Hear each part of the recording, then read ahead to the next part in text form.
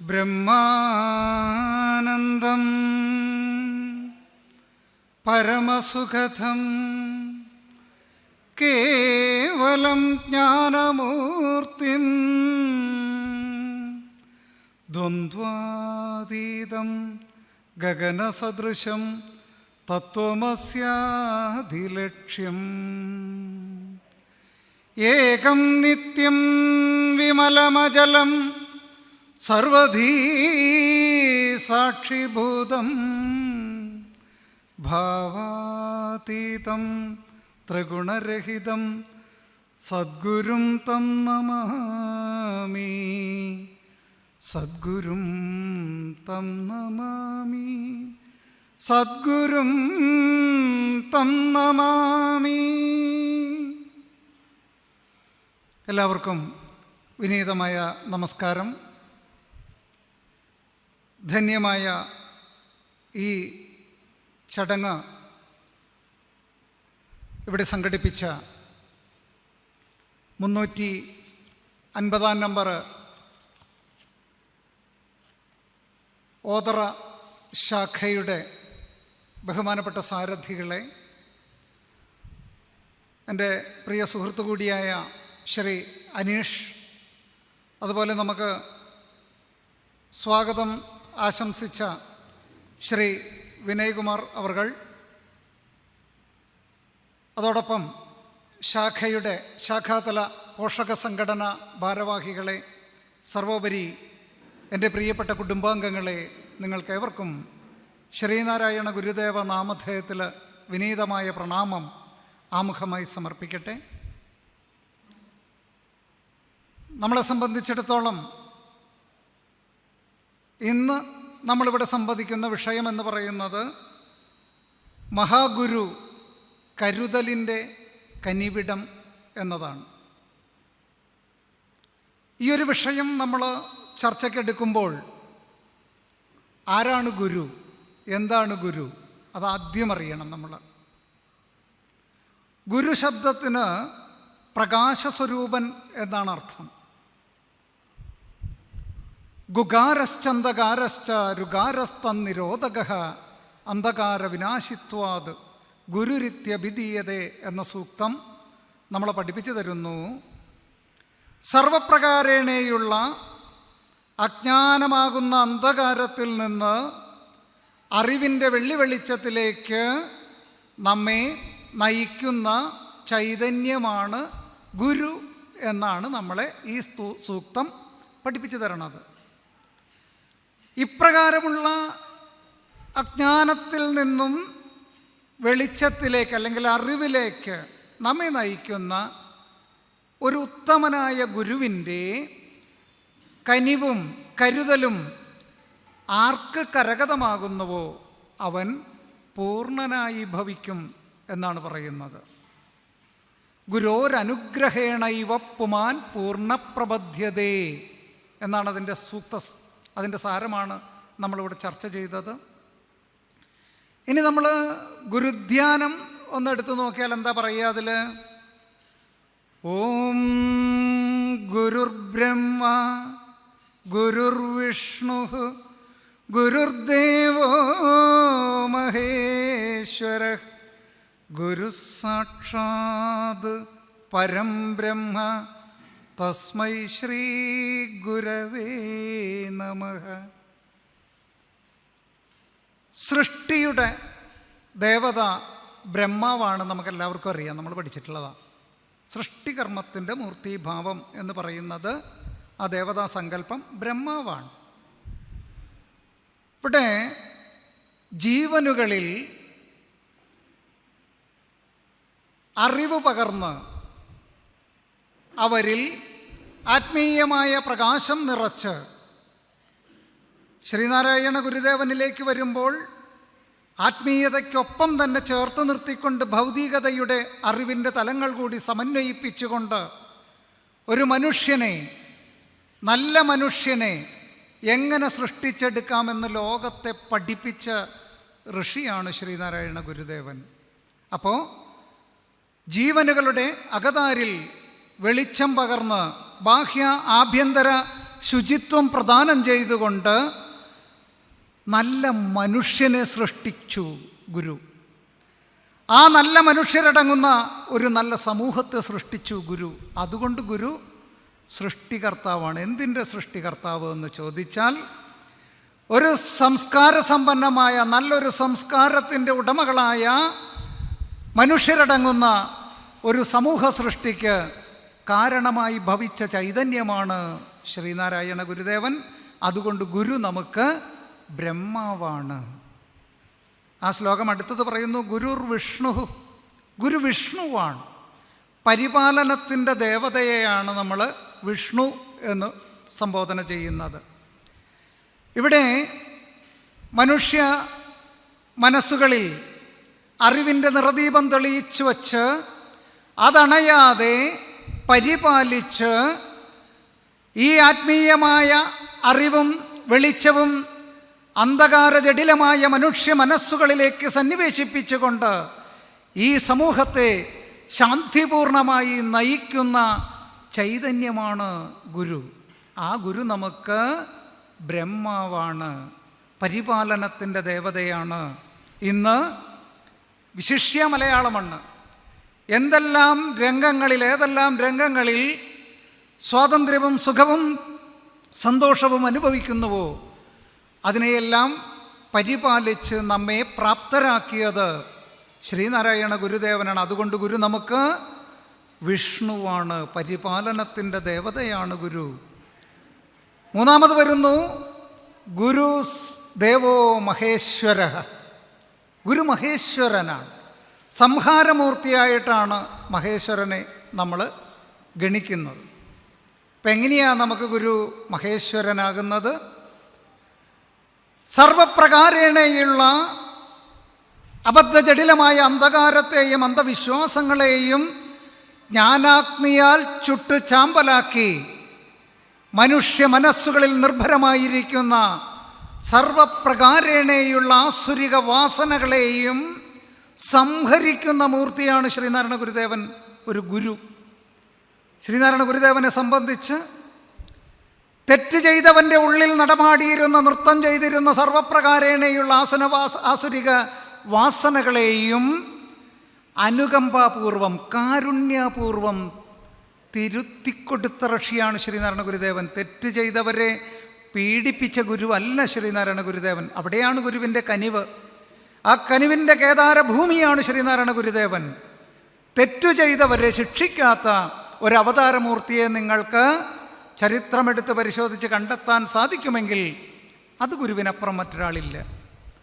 ആ തെറ്റിൻ്റെ പീഡനം ഏറ്റുവാങ്ങിയ സാധുക്കളെ ചേർത്തു പിടിക്കുകയും ഇരുകരങ്ങളാൽ തെറ്റ് ചെയ്തവരെയും ആ തെറ്റിൻ്റെ ഫലം ഏറ്റുവാങ്ങി വേദന അനുഭവിച്ചവരെ സാന്ത്വനിപ്പിച്ചുകൊണ്ട് തെറ്റ് ചെയ്തവരെ തിരുത്തിയെടുത്തുകൊണ്ട് ഇരുവരെയും ഇരുകരങ്ങളാലും ചേർത്ത് പിടിച്ചുകൊണ്ട് സമൂഹത്തിൻ്റെ മുഖ്യധാരയിലേക്ക് കൈപിടിച്ച് ആനയിക്കുമ്പോൾ സർവപ്രകാരേണയുള്ള ആസുരിക വാസനകളുടെയും സംഹാര മൂർത്തിയായ മഹേശ്വരനാകുന്നു നമുക്ക് ശ്രീനാരായണ ഗുരുദേവൻ.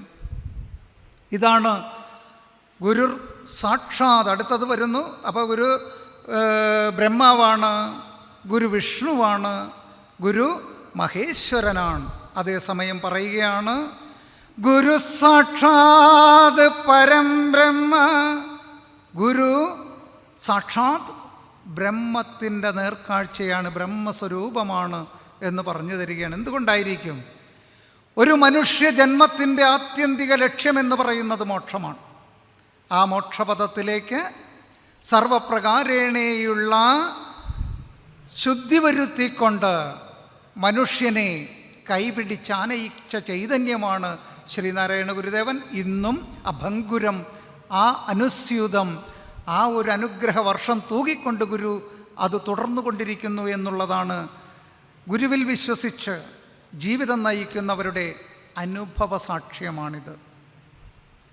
ഗുരുവിൽ വിശ്വസിക്കാത്തവർക്ക് എത്രത്തോളം അത് അനുഭവവേദ്യമാകും എന്ന് നമുക്ക് പറയാൻ സാധ്യമല്ല. പക്ഷെ ഗുരുവിൽ നിങ്ങൾ വിശ്വസിക്കുന്നുണ്ടോ, നിങ്ങൾക്ക് ഇത് നേരിട്ട് അനുഭവിച്ചറിയാം. അപ്പം അപ്രകാരം നമ്മളെ സംബന്ധിച്ച് ഗുരു ബ്രഹ്മാവാണ്, ഗുരു വിഷ്ണുവാണ്, ഗുരു മഹേശ്വരനാണ്. ഗുരു ഇതൊന്നുമല്ല. ഇതിനപ്പുറം ഈ ത്രിമൂർത്തികൾ മൂന്നും തേടുന്ന, ഈ ത്രിമൂർത്തികൾ മൂന്നും അന്വേഷിക്കുന്ന ശക്തിവിശേഷമാണ് ഗുരു. എന്താ അങ്ങനെ പറയാൻ കാരണം? ശ്രീനാരായണ ഗുരുദേവൻ തന്നെ നമുക്ക് എഴുതി വെച്ച് തന്നിട്ടുണ്ടേ. ഗുരുവിനെ അറിയാനുള്ള ഏറ്റവും എളുപ്പമുള്ള മാർഗം എന്ന് പറയുന്നത് ഗുരുദേവൻ്റെ കൃതികളിലൂടെ സഞ്ചരിക്കുക. ഗുരുവിൻ്റെ ശിഷ്യഗണങ്ങൾ, ഉത്തമരായ ശിഷ്യന്മാർ നമുക്ക് പകർന്നു തന്നിട്ടുള്ള അറിവുകളിലൂടെ സഞ്ചരിക്കുക. ഗുരുവിനെ പെട്ടെന്ന് അറിയാൻ പറ്റും നമുക്ക്. ഇപ്പം ഇവിടെ ഗുരു ചിജ്ജട ചിന്തനം എന്ന് പറയുന്നൊരു കൃതിയുണ്ട്. അതിൽ പറയുകയാണ്, പുതുമാങ്കനി പുത്തമൃതേ ഗുളമേ മധുവേ മധുരക്കനിയേ രസമേ വിധി മാധവരാതി തിരഞ്ഞിടുമെൻ പതിയേ പദപങ്കജമേ ഗതിയേ. എന്താ ഇതിൽ പറയുക? കുറേ മധുര പദാർത്ഥങ്ങളെ അണിനിരത്തിക്കൊണ്ട് ഗുരു ആ പാരമാർത്ഥികമായ സത്യത്തെ പുകഴ്ത്തുമ്പോൾ എന്താ നമ്മൾ മനസ്സിലാക്കേണ്ടത്? ഗുളം എന്ന് പറഞ്ഞ ശർക്കരയാണ്. അപ്പോൾ തുടങ്ങണത് പുതുമാങ്കനി, പുതിയ ഫലവർഗ്ഗങ്ങളെ, പഴങ്ങളെ കാണിച്ചു വന്നിട്ട് പറയുകയാണ്, പുതുമാങ്കനി പുത്തമൃതേ, അമൃതരസം തുളുമ്പുന്ന ഫലവർഗ്ഗങ്ങളെയൊക്കെ വിളിച്ചിട്ട് കരിമ്പും ശർക്കരയും അപ്രകാരമുള്ള മധുര പദാർത്ഥങ്ങളെ നമുക്ക് മുൻപിൽ അണിനിരത്തിക്കൊണ്ട് ഗുരു പറയുകയാണ്, ഇതൊക്കെയാണ് പരമാനന്ദം. ആനന്ദം മധുരതരമാണ്. മധുരോധാരമായ ആ ആനന്ദത്തെ നമുക്ക് പകർന്നു നൽകുന്ന ശക്തിവിശേഷം സുഖം. നമ്മളൊക്കെ തേടുന്നത് സുഖമാണ്, ആനന്ദമാണ്. അത് മധുരോധാരമാണ്. അത് ഒരു പദാർത്ഥത്തിലല്ല, സർവപദാർത്ഥങ്ങളിലും നിറഞ്ഞു തുളുമ്പി നിൽക്കുന്നതാണ്. അതിനെ അറിയണം.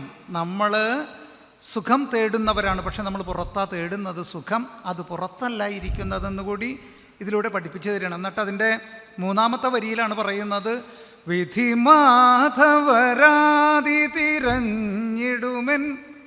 വിധി എന്ന് പറഞ്ഞാൽ ബ്രഹ്മാവ, മാധവൻ എന്ന് പറഞ്ഞാൽ വിഷ്ണുവാണ്, ആദി എന്ന് പറഞ്ഞാൽ ശിവൻ. അപ്പോൾ ബ്രഹ്മ വിഷ്ണു മഹേശ്വരന്മാർ തേടുന്ന പതിയെ, ആ പദപങ്കജമാണ് എനിക്കു ഗതി എന്ന് നമ്മളെ പഠിപ്പിച്ചു തരുമ്പോൾ ബ്രഹ്മാവും വിഷ്ണുവും ശിവനുമൊക്കെ അന്വേഷിക്കുന്ന ആ ശക്തിവിശേഷത്തെ അനുഭവിച്ചിട്ട് നമുക്ക് പകർന്നു തരികയാണ് ഗുരു. അപ്പോൾ ആ ഗുരു എവിടെ നിൽക്കുന്നു? ത്രിമൂർത്തികൾക്കപ്പുറത്ത് ഗുരു സാക്ഷാത് പരം ബ്രഹ്മ. ഇതൊരു കൃതിയിലൊന്നും അല്ല കേട്ടോ, കാളി നാടകത്തിൽ പറഞ്ഞു തരുന്നുണ്ട്. നമുക്ക് ഇങ്ങനെ തന്നെ പറഞ്ഞു തരുന്നുണ്ട്, ഉർവീമണാളൻ ബ്രഹ്മനും മുൻപരായോരൊക്കെ മായയിൽപ്പെട്ടിരിക്കുന്ന ചിത്രം എന്ന് നമുക്ക് കാളി നാടകത്തിൽ പഠിപ്പിച്ചു തരുന്നുണ്ട്. അതുപോലെ തന്നെ നമ്മുടെ കുണ്ടലിനി പാട്ടൊക്കെ അറിയാമല്ലോ, നിങ്ങൾക്കറിയാവുന്ന കാര്യം തന്നെയാണ് ഞാൻ സംസാരിച്ചു കൊണ്ടിരിക്കുന്നത്. കുണ്ടലിനി പാട്ടിൽ പറയും, പൂമലരോനും തിരുമാലുമാരും പൊൻ പൂമേനി കണ്ടില്ലെന്നാടുപാമ്പേ, ആടുപാമ്പേ പുനം തേടുപാമ്പേ, അരുളാനന്ദ കൂത്തുകണ്ടാടുപാമ്പേ. അപ്പം അതിലെന്താ പറയുക? പൂമലരോൻ, പൂവിൽ ജനിച്ചയാളാണ് പൂമലരോൻ. നമുക്കറിയാം, വിഷ്ണുവിൻ്റെ പൊക്കിൾ കൊടിയിലെ താമരയിൽ ജനിച്ച ഒരാളുണ്ടല്ലോ. ആരാത്? ഞങ്ങളാരുമല്ല. ആരാത്? ആ ബ്രഹ്മാവ്. നിങ്ങൾ പറഞ്ഞു, ഞാൻ കേൾക്കാഞ്ഞിട്ടാ. അപ്പം അതിനെയാണ് പൂമലരോൻ എന്ന് വിളിക്കുക. എന്നിട്ട് അവിടെയും നേരത്തെ പറഞ്ഞ സംഭവം തന്നെ പറയുക, പൂമലരോനും തിരുമാലുമാരും വിഷ്ണു മഹേശ്വരൻ, ഇവർ 3 പേരും ആ പൂമേനി കണ്ടില്ലെന്നാടുപാമ്പേ. കാരണം എന്താ? അവരെ സൃഷ്ടിച്ച ശക്തിവിശേഷത്തെ അവരിതുവരെയും അറിഞ്ഞിട്ടില്ല. അതറിയണമെങ്കിൽ അതിനപ്പുറം കിടക്കണം. ജനനീ നവരത്നമഞ്ജരിയൊക്കെ എടുക്കുമ്പോൾ ഗുരു പറഞ്ഞു തരുമല്ലോ, സിദ്ധാനുഭൂതിയിലുമെത്താതെയാം അതിമഹത്തായിടും ജനനി നീ. ഇത്ര രസകരമായിട്ടാണ് പറയുക അല്ലേ?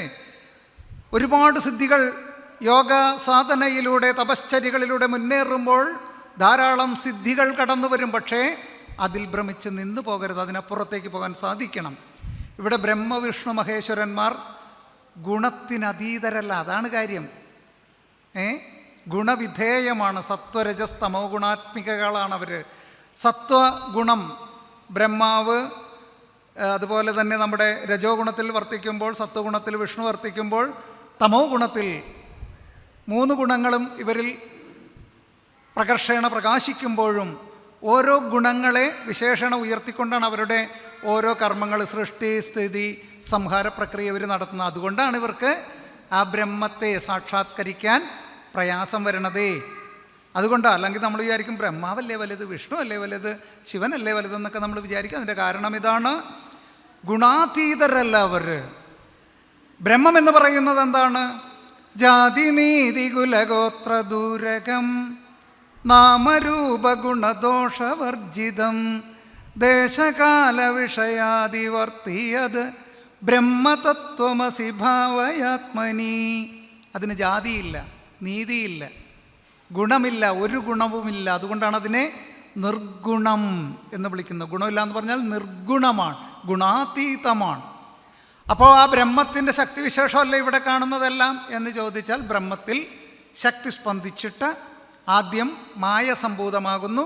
ആ മായയാണ് ഇതിനെല്ലാം ആദികാരണമായിട്ട് സർവപ്രപഞ്ചത്തിനും സമസ്ത ജീവജാലങ്ങളും ഇവിടെ ഉണ്ട്, നാം അടക്കമുള്ളവർ ഉണ്ട് എന്ന് തോന്നിപ്പിക്കുന്നത് മായാശക്തിയുടെ പ്രകടനമാണ്. പക്ഷേ ഇതിൻ്റെ ആദികാരണം ബ്രഹ്മമാണ്. അപ്പോൾ ആ രീതിയിൽ ഇത് മനസ്സിലാക്കിയാൽ മാത്രമേ നമുക്ക് സൃഷ്ടിയുടെയും സ്ഥിതിയുടെയും സംഹാരത്തിൻ്റെയൊക്കെ ആ ഒരു പൊരുള് കൃത്യമായിട്ട് നമുക്ക് മനസ്സിലാവുകയുള്ളൂ. അപ്പോൾ നമ്മൾ ഗുരുവിനെക്കുറിച്ചാണ് ഇങ്ങനെ സംസാരിച്ചുകൊണ്ടിരിക്കുന്നത്. അപ്പോൾ ഗുരു ഇങ്ങനെ പറഞ്ഞു തന്നു നമുക്ക്, ഈ ത്രിമൂർത്തികൾക്കപ്പുറത്ത് പരിലസിക്കുന്ന പ്രകാശിക്കുന്ന ശക്തിവിശേഷമാണ് ഗുരു. അതുകൊണ്ട് ഗുരു നമുക്ക് സാക്ഷാത് പരംബ്രഹ്മമാണ്. ഗുരു സാക്ഷാത് പരംബ്രഹ്മ. ഇപ്രകാരമുള്ള ശ്രീനാരായണ ഗുരുദേവനിൽ പറഞ്ഞ ഗുണവിശേഷങ്ങളൊക്കെ തന്നെ സമഞ്ജസമായി സമ്മേളിച്ച് പ്രകാശിച്ച ചൈതന്യമാണ് ശ്രീനാരായണ ഗുരുദേവൻ. ആ ഗുരുവിൻ്റെ 73 വർഷക്കാലത്തെ ഈ ഭൂമിയിൽ ശരീരധാരണം ചെയ്തുകൊണ്ട് കർമ്മകാണ്ഡം തീർക്കുമ്പോൾ അത് സമസ്ത ജീവരാശിക്കുമുള്ള കനിവിൻ്റെയും കരുതലിൻ്റെയും കേദാരഭൂമി തന്നെയായാണ് ശ്രീനാരായണ ഗുരുദേവൻ ഇവിടെ പ്രകാശിച്ചിട്ടുള്ളത് എന്ന് മനസ്സിലാക്കാൻ കഥയോ പുരാണമോ അവലംബിക്കേണ്ട മലയാള മണ്ണിൻ്റെ ചരിത്രം പഠിച്ചാൽ മതി നിങ്ങൾ. ആ മലയാളക്കരയുടെ ചരിത്രം എന്ന് പറയുന്നത് ശ്രീനാരായണ ഗുരുവിൻ്റെ ചരിത്രമാണ്. ആ ഗുരുവെന്നോ ഗുരുദേവനെന്നോ ഏതാങ്കളിൽ നിന്ന് നിങ്ങൾ നോക്കിയാലും ഗുരുവിനെ ഒരുപാട് കോണുകളിൽ നിന്ന് വീക്ഷിക്കുന്നവരുണ്ട്.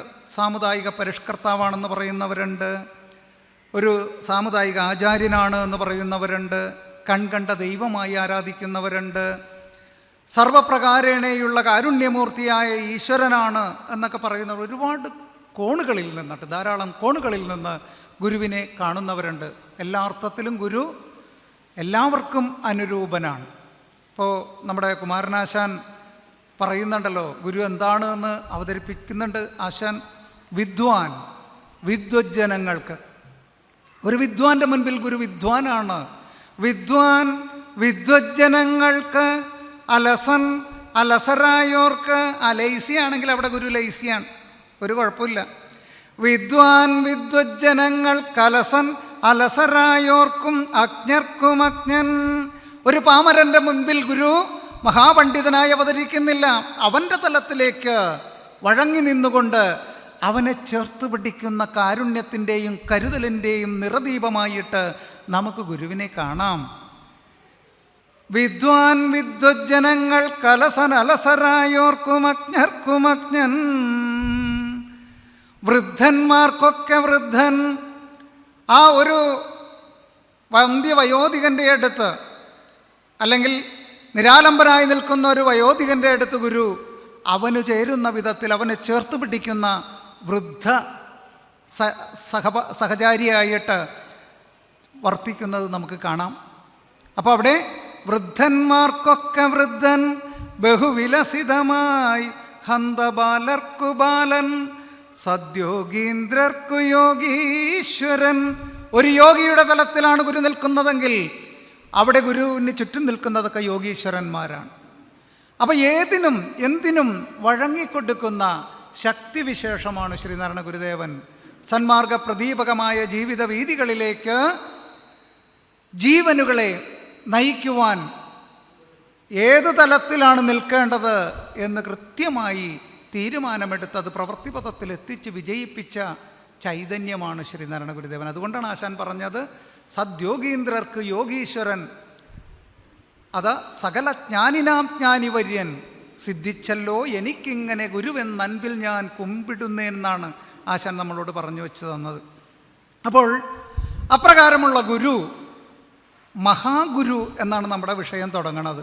ഇത്ര നേരം നമ്മൾ ഗുരു എന്താണെന്നാണ് പറഞ്ഞത്. ഇനി നമ്മൾ പോകുന്നു മഹാഗുരു എന്താണ് മഹാഗുരു ആകാൻ കാരണം? ലോകത്തിൽ വിശിഷ്യ ഭാരതത്തിൽ, ഭാരതം എന്ന പദത്തിനർത്ഥം ഭ എന്നാൽ അറിവ്, രഥം എന്നാൽ രമിക്കുന്നവർ എന്നാണ് അർത്ഥം. അപ്പോൾ ഭാരതം എന്നാൽ അറിവിൽ രമിക്കുന്നവരുടെ നാടാണ് ഭാരതം.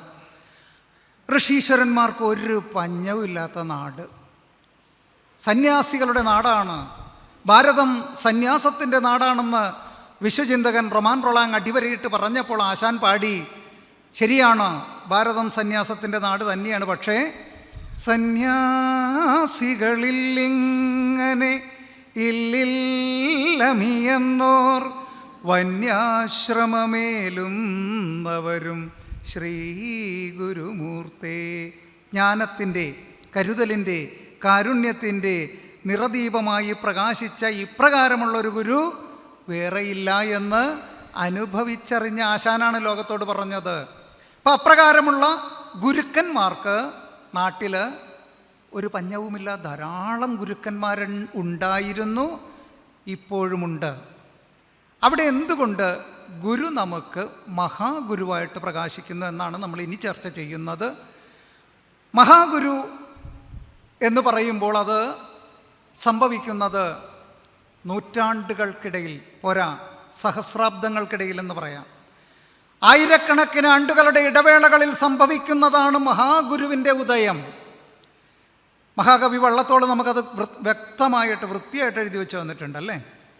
പെരുത്ത നൂറ്റാണ്ടിലിടയ്ക്കൊരിക്കലീ മരുപ്പറമ്പാം ഉലകത്തിലീശ്വരൻ ഒരുറ്റ വൃക്ഷത്തെ നടുന്നു പാന്തരായി വരുന്നവർക്കായി തണൽ മുറ്റമേകുവാൻ. ശ്രീനാരായണ ഗുരുദേവൻ കരുതലിൻ്റെ കനിവിടമെന്നാണ് ഇവിടുത്തെ നമ്മുടെ വിഷയം. ഗുരു തണലേകാത്ത ഒരു സസ്യലതാതി പോലും, ഒരു വൃക്ഷം പോലും ഇവിടെ ഇല്ല. അപ്പം അതുകൊണ്ടാണ് ആ പെരുത്ത നൂറ്റാണ്ടിലിടയ്ക്കൊരിക്കൽ ഈ മരുപ്പറമ്പാം ഉലകത്തിലീശ്വരൻ ഒരുറ്റ വൃക്ഷത്തെ നടുന്നു പാന്തരായി വരുന്നവർക്കായി തണൽ മുറ്റമേകുവാൻ. നമുക്ക് ധാരാളം കവികൾ ഗുരുവിൻ്റെ അവതാരത്തെക്കുറിച്ച് എഴുതി വെച്ച് തന്നിട്ടുണ്ട്, നമുക്കൊക്കെ അറിയാവുന്നതാണ്, അതിലേക്ക് ഒരുപാട് പോകുന്നില്ല ഞാൻ. അപ്പോൾ ഇവിടെ നമ്മളെ സംബന്ധിച്ചിടത്തോളം എന്താണ് ശ്രീനാരായണ ഗുരുദേവനിൽ കാണേണ്ട പ്രത്യേകത? മഹാഗുരുവായിട്ട് ഗുരുവിനെ നമുക്ക് എപ്രകാരമാണ് വിലയിരുത്താൻ സാധിക്കുക? ശ്രീനാരായണ ഗുരുദേവനെക്കുറിച്ച് ധാരാളം ചർച്ചകൾ നടക്കുന്നൊരു കാലഘട്ടമല്ലേ? ശ്രീനാരായണ ഗുരുദേവനെക്കുറിച്ച് ധാരാളം പഠനങ്ങൾ നടക്കുന്ന സമയമല്ലേ? ധാരാളം സുമനസ്സുകളായ തത്വജിജ്ഞാസുക്കൾ ഗുരുദർശനത്തെ നെഞ്ചേറ്റാൻ വെമ്പൽ കൊള്ളുന്ന കാലഘട്ടത്തിലാണ് നമ്മൾ ഓതറയിൽ 350 നമ്പർ SNDP ശാഖയുടെ ഈ 10ാമത് പ്രതിഷ്ഠാ വാർഷികത്തിൻ്റെ സംഗമഭൂമിയിൽ നമ്മൾ ഒത്തുചേർന്നിരിക്കുന്നത്. അറിയണം, നമ്മൾ ഒരു നിശബ്ദ വിപ്ലവത്തിലൂടെ ഗുരുദേവ ദർശനം ലോകമാകെ പടർന്നു കയറിക്കൊണ്ടിരിക്കുന്ന ഒരു കാലഘട്ടത്തിലാണ്. പലരും നമ്മൾ പരിതപിക്കാറുണ്ട്, ഗുരുവിനെ പലരും ശരിയാവണ്ണം മനസ്സിലാക്കിയിട്ടുണ്ടോ എന്ന് വെച്ചാൽ ഇല്ല എന്നുള്ളത് തന്നെയാണ് സത്യം. അതിൻ്റെ ഒരു ശ്രമമാണ് ഇത്തരം സംഗമ സദസ്സുകൾ, ഇത്തരം സത്സംഗങ്ങൾ. ഇതൊരു സത്സംഗമാണ്. സത്സംഗത്തിൽ പങ്കെടുത്താൽ എന്ത് കിട്ടും? സത്സംഗത്വേ നിസ്സംഗത്വം. നമുക്ക് ഒന്നിനോടും വലിയ ആർത്തിയൊന്നും വരാണ്ടാകും. അപ്പുറത്ത് 3 നില ബംഗ്ലാവുണ്ട്, എനിക്ക് 2 നിലയേ ഉള്ളൂ. അപ്പുറത്ത് വലിയ കാറുണ്ട്, എനിക്കൊരു ചെറിയ കാറുള്ളൂ. അതില്ലേ? സ്വന്തമായി 3 നേരം ഭക്ഷണം കഴിക്കാൻ ഗതിയില്ലാതെ അലയുന്ന സഹജീവികളെ കുറിച്ച് ചിന്തിച്ചാൽ ഇത്തരം പരാതികൾക്ക് സ്ഥാനമില്ലല്ലോ. അപ്പം നിസ്സംഗത്വം, ഒന്നിലും ഒട്ടിപ്പിടിക്കാത്ത മനസ്സിൻ്റെ ഉടമയായിട്ട് മാറുക. സത്സംഗത്വേ നിസ്സംഗത്വം, നിസ്സംഗത്വേ നിർമോഹത്വം, നിർമോഹത്വേ നിശ്ചലതത്വം, നിശ്ചലതത്വേ ജീവൻ മുക്തി. ഈ മനുഷ്യജന്മത്തിൻ്റെ ആത്യന്തിക ലക്ഷ്യമായ ആ മോക്ഷപഥത്തിലേക്കുള്ള ആ ഒരു ചവിട്ടുപടികൾ സത്സംഗത്തിൽ നിന്ന് ആരംഭിക്കുക. അപ്പോൾ സജ്ജനങ്ങളുടെ കൂട്ടായ്മയാണ് സത്സംഗം എന്ന് പറയുന്നത്. ആ സത്സംഗത്തിലൂടെ നമുക്ക് കരഗതമാകുന്ന നേട്ടങ്ങളെയാണ് ഈ ഒരു ശ്ലോകം നമുക്ക് പറഞ്ഞു തരുന്നത്. ആ സത്സംഗമാണ് ഇവിടെ നമ്മുടെ SNDP ശാഖ സംഘടിപ്പിച്ചിരിക്കുന്നത്. അപ്പോൾ ഇതിലേക്ക് വരാൻ കഴിയുക എന്ന് പറയുന്നത് എല്ലാവർക്കും സാധ്യമല്ല. അങ്ങനെ ഒരു കുഴപ്പമുണ്ട്. സത്സംഗങ്ങളിൽ സംബന്ധിക്കണമെങ്കിൽ മനസ്സിലെന്തുണ്ടാകണം? അല്പം എന്തെങ്കിലുമൊക്കെ ഉണ്ടാവണം അല്ലേ? ഗുരു പറയുന്നുണ്ട് നമ്മളോട്, എല്ലാവരോടും ചേർത്തിട്ടാണ് പറയുക. അല്ലാണ്ട് സത്സംഗത്തിൽ വന്നവരെ മാത്രമല്ല ഗുരു പറഞ്ഞത്. ത്വം ഹി ബ്രഹ്മ, നീ ബ്രഹ്മമാണ്. നമുക്കൊരു സംശയം, പിന്നെ ഞാൻ ദൈവോ? ഞാൻ അത്ര പോരാ അല്ലേ? നമുക്കൊരു സംശയമുണ്ട്. അതാണ് ഈ കുഴപ്പമേ. നമ്മളതാണെന്നറിഞ്ഞാൽ നമുക്ക് ചുറ്റുമുള്ളതൊക്കെ അതാണെന്നറിയാൻ നമുക്ക് സാധിക്കും. അങ്ങനെ ചിന്തിക്കുകയും തീരുമാനമെടുക്കുകയും മനസ്സിലാക്കുകയും ചെയ്യുന്ന ഒരു മനുഷ്യൻ ഒരിക്കലും തീവ്രവാദിയാകാൻ പറ്റില്ല. അവനൊരിക്കലും മറ്റുള്ളവർക്ക് വേദന നൽകാൻ സാധ്യമല്ല. ആ ഒരു മാനുഷികമായ മൂല്യങ്ങളൊരു മനുഷ്യൻ, യഥാർത്ഥ മനുഷ്യൻ്റെ സദ്ഗുണങ്ങളെ ഉയർത്തിപ്പിടിച്ചുകൊണ്ട് സമൂഹത്തിൽ ജീവിക്കുവാൻ പര്യാപ്തമായിട്ടുള്ള എല്ലാ കരുതലുകളും സ്വീകരിച്ച ഋഷിയാണ് ശ്രീനാരായണ ഗുരുദേവൻ. അത് കാരുണ്യപൂർവം ലോകമംഗളത്തിനായി പകർന്നു നൽകിയ ചൈതന്യമാണ് ശ്രീനാരായണ ഗുരുദേവൻ. അതുകൊണ്ടാണ് ഗുരുവിനെ അറിയാൻ പറയണത്. ഗുരുവിനെ ചില്ലുകൂടാരങ്ങളിൽ വെച്ച് പൂജിക്കുന്നതിനപ്പുറം ഗുരുവിനെ തിരിച്ചറിയുക, ഗുരു എന്താണെന്നറിയുക. ആ ഗുരു എന്താണ് നമുക്ക് പറഞ്ഞു തന്നിട്ടുള്ളത് 10 എടുത്തിട്ട് ഒരെണ്ണമെങ്കിലും നമ്മുടെ ജീവിതത്തിൽ ആചരിക്കുവാൻ നമുക്ക് സാധിക്കുക. അപ്പോഴാണ് നമ്മൾ ഗുരുഭക്തിയുള്ളവരായിട്ട് മാറുക. നമുക്ക് മദ്യം, ഇത്തിരി നേരത്തെ ഞാനിവിടെ നമ്മുടെ പ്രസിഡൻ്റായിട്ട് സംസാരിച്ച വേളയിൽ അദ്ദേഹത്തിനുണ്ടായ ഒരു ദുരനുഭവം അദ്ദേഹം ഇവിടെ പങ്കുവെക്കേണ്ടായി.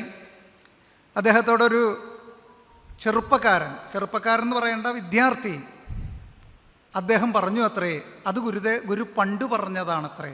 മദ്യം വിഷമാണ്, അത് ഉണ്ടാക്കരുത്, കൊടുക്കരുത്, കുടിക്കരുതെന്നൊക്കെ പണ്ടത്തെ അന്നത്തെ ഒരു നൂറ്റാണ്ട് മുൻപുള്ള സാഹചര്യത്തിൽ ഗുരു പറഞ്ഞതാണ്.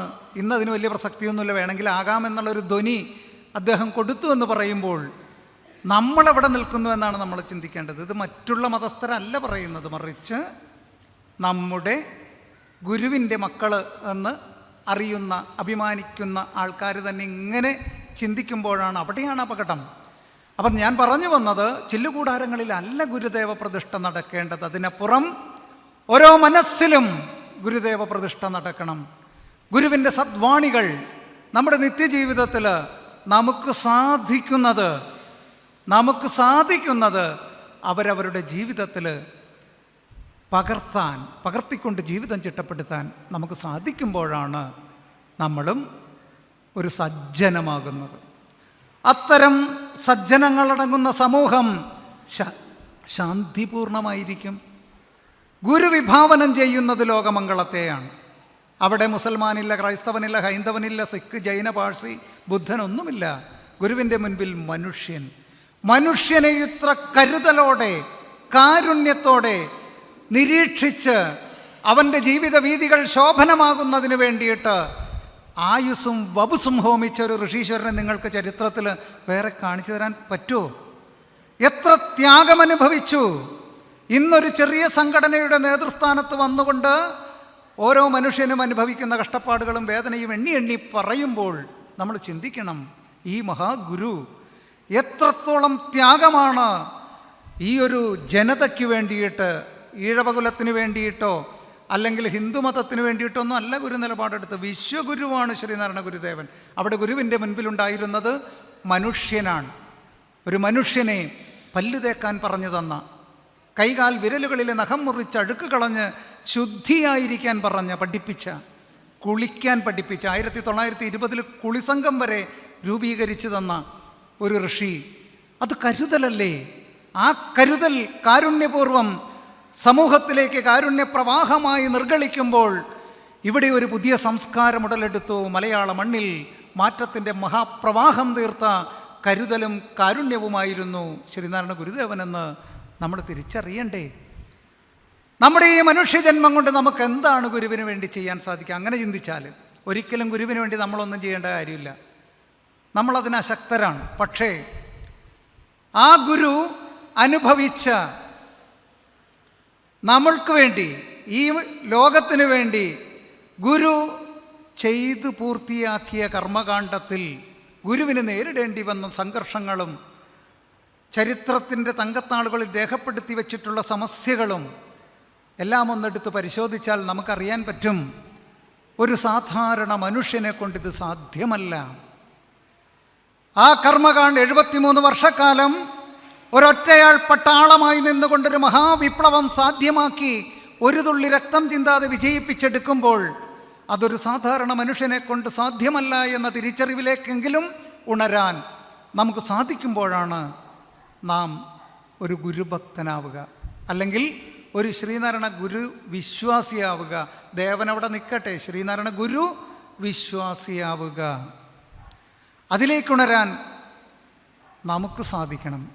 നമ്മുടെ പുതിയ തലമുറയിലെ അതിലേക്ക് നയിക്കാനും നമുക്ക് സാധിക്കണം. അതുകൊണ്ടാണ് നമ്മൾക്കൊരുപാട് കാര്യങ്ങൾ ചെയ്യാനുണ്ട് എന്ന് ആവർത്തിച്ച് ഞാൻ പറഞ്ഞുകൊണ്ടിരിക്കുന്നത്. ഗുരുവിനെ അറിയുക. അതെന്തിനാണത്? ഗുരുവിനെ കൃത്യമായിട്ട് അറിഞ്ഞാൽ നിങ്ങൾക്ക് കിട്ടുന്ന നേട്ടം എന്താണെന്നറിയാവോ? നമ്മളെ അറിയും. നമുക്കില്ലാതെ പോകുന്നത്, നമുക്കെല്ലാം അറിയാം, ലോകത്തെക്കുറിച്ചുള്ള എല്ലാ അറിവും നമുക്കുണ്ട്. പക്ഷേ ഞാൻ ആരാണെന്നറിയില്ല. ഞാൻ ആരാണെന്നറിയുക. എന്തിനാണ് ഗുരു ആരാധന തന്നത്? ആരാധന എന്ന പദത്തിന് അർത്ഥം കൃത്യമായിട്ട് ഉൾക്കൊണ്ടുകൊണ്ട് ആരാധന നടത്താനാണ് ഗുരു നമുക്ക് ക്ഷേത്രങ്ങളും വിഗ്രഹങ്ങളും ഒക്കെ പ്രതിഷ്ഠിച്ചു തന്നത്. പോകെ നമ്മളത് ചർച്ച ചെയ്യും. എങ്കിലും സാന്ദർഭികമായിട്ട് വന്നപ്പോൾ പറയുകയാണ്, ആരാധന ഒരു പ്രാവശ്യം കൂടി ഞാൻ പറഞ്ഞേക്കാം. ആരാധന എന്ന പദത്തിനർത്ഥം അതായിത്തീരുക. ആ ശ്രീകോവിലിലെ ഇരിക്കുന്ന വിഗ്രഹത്തിൽ ഒരുപാട് ഗുണങ്ങളുള്ളത് കൊണ്ടല്ലേ നമ്മൾ അതിനു മുൻപിൽ പോയി കൈകൂപ്പണത്? അതായി മാറുക. തത്വമസി തത് ത്വം അസി. ആ വിഗ്രഹവും നീയും ഭക്തനും ഭഗവാനും ഒന്നായി മാറുമ്പോൾ ഭഗവാനിലുള്ള എല്ലാ ഗുണങ്ങളും ആ ഭക്തനിലേക്ക് സന്നിവേശിപ്പിക്കപ്പെട്ടിട്ട് ഇവിടെ ഒരു ജീവിതം ചിട്ടപ്പെടുത്തി നോക്കിയേ. ദേഷ്യം വരാത്ത ഈശ്വരൻ അല്ലേ? അങ്ങനെ വന്നു കഴിഞ്ഞാൽ നല്ലതല്ലേ? കുടുംബത്തിൽ എപ്പോഴും ദേഷ്യപ്പെടാത്ത അച്ഛനും അമ്മയും ഉണ്ടെങ്കിൽ എത്ര സന്തോഷമായിരിക്കും.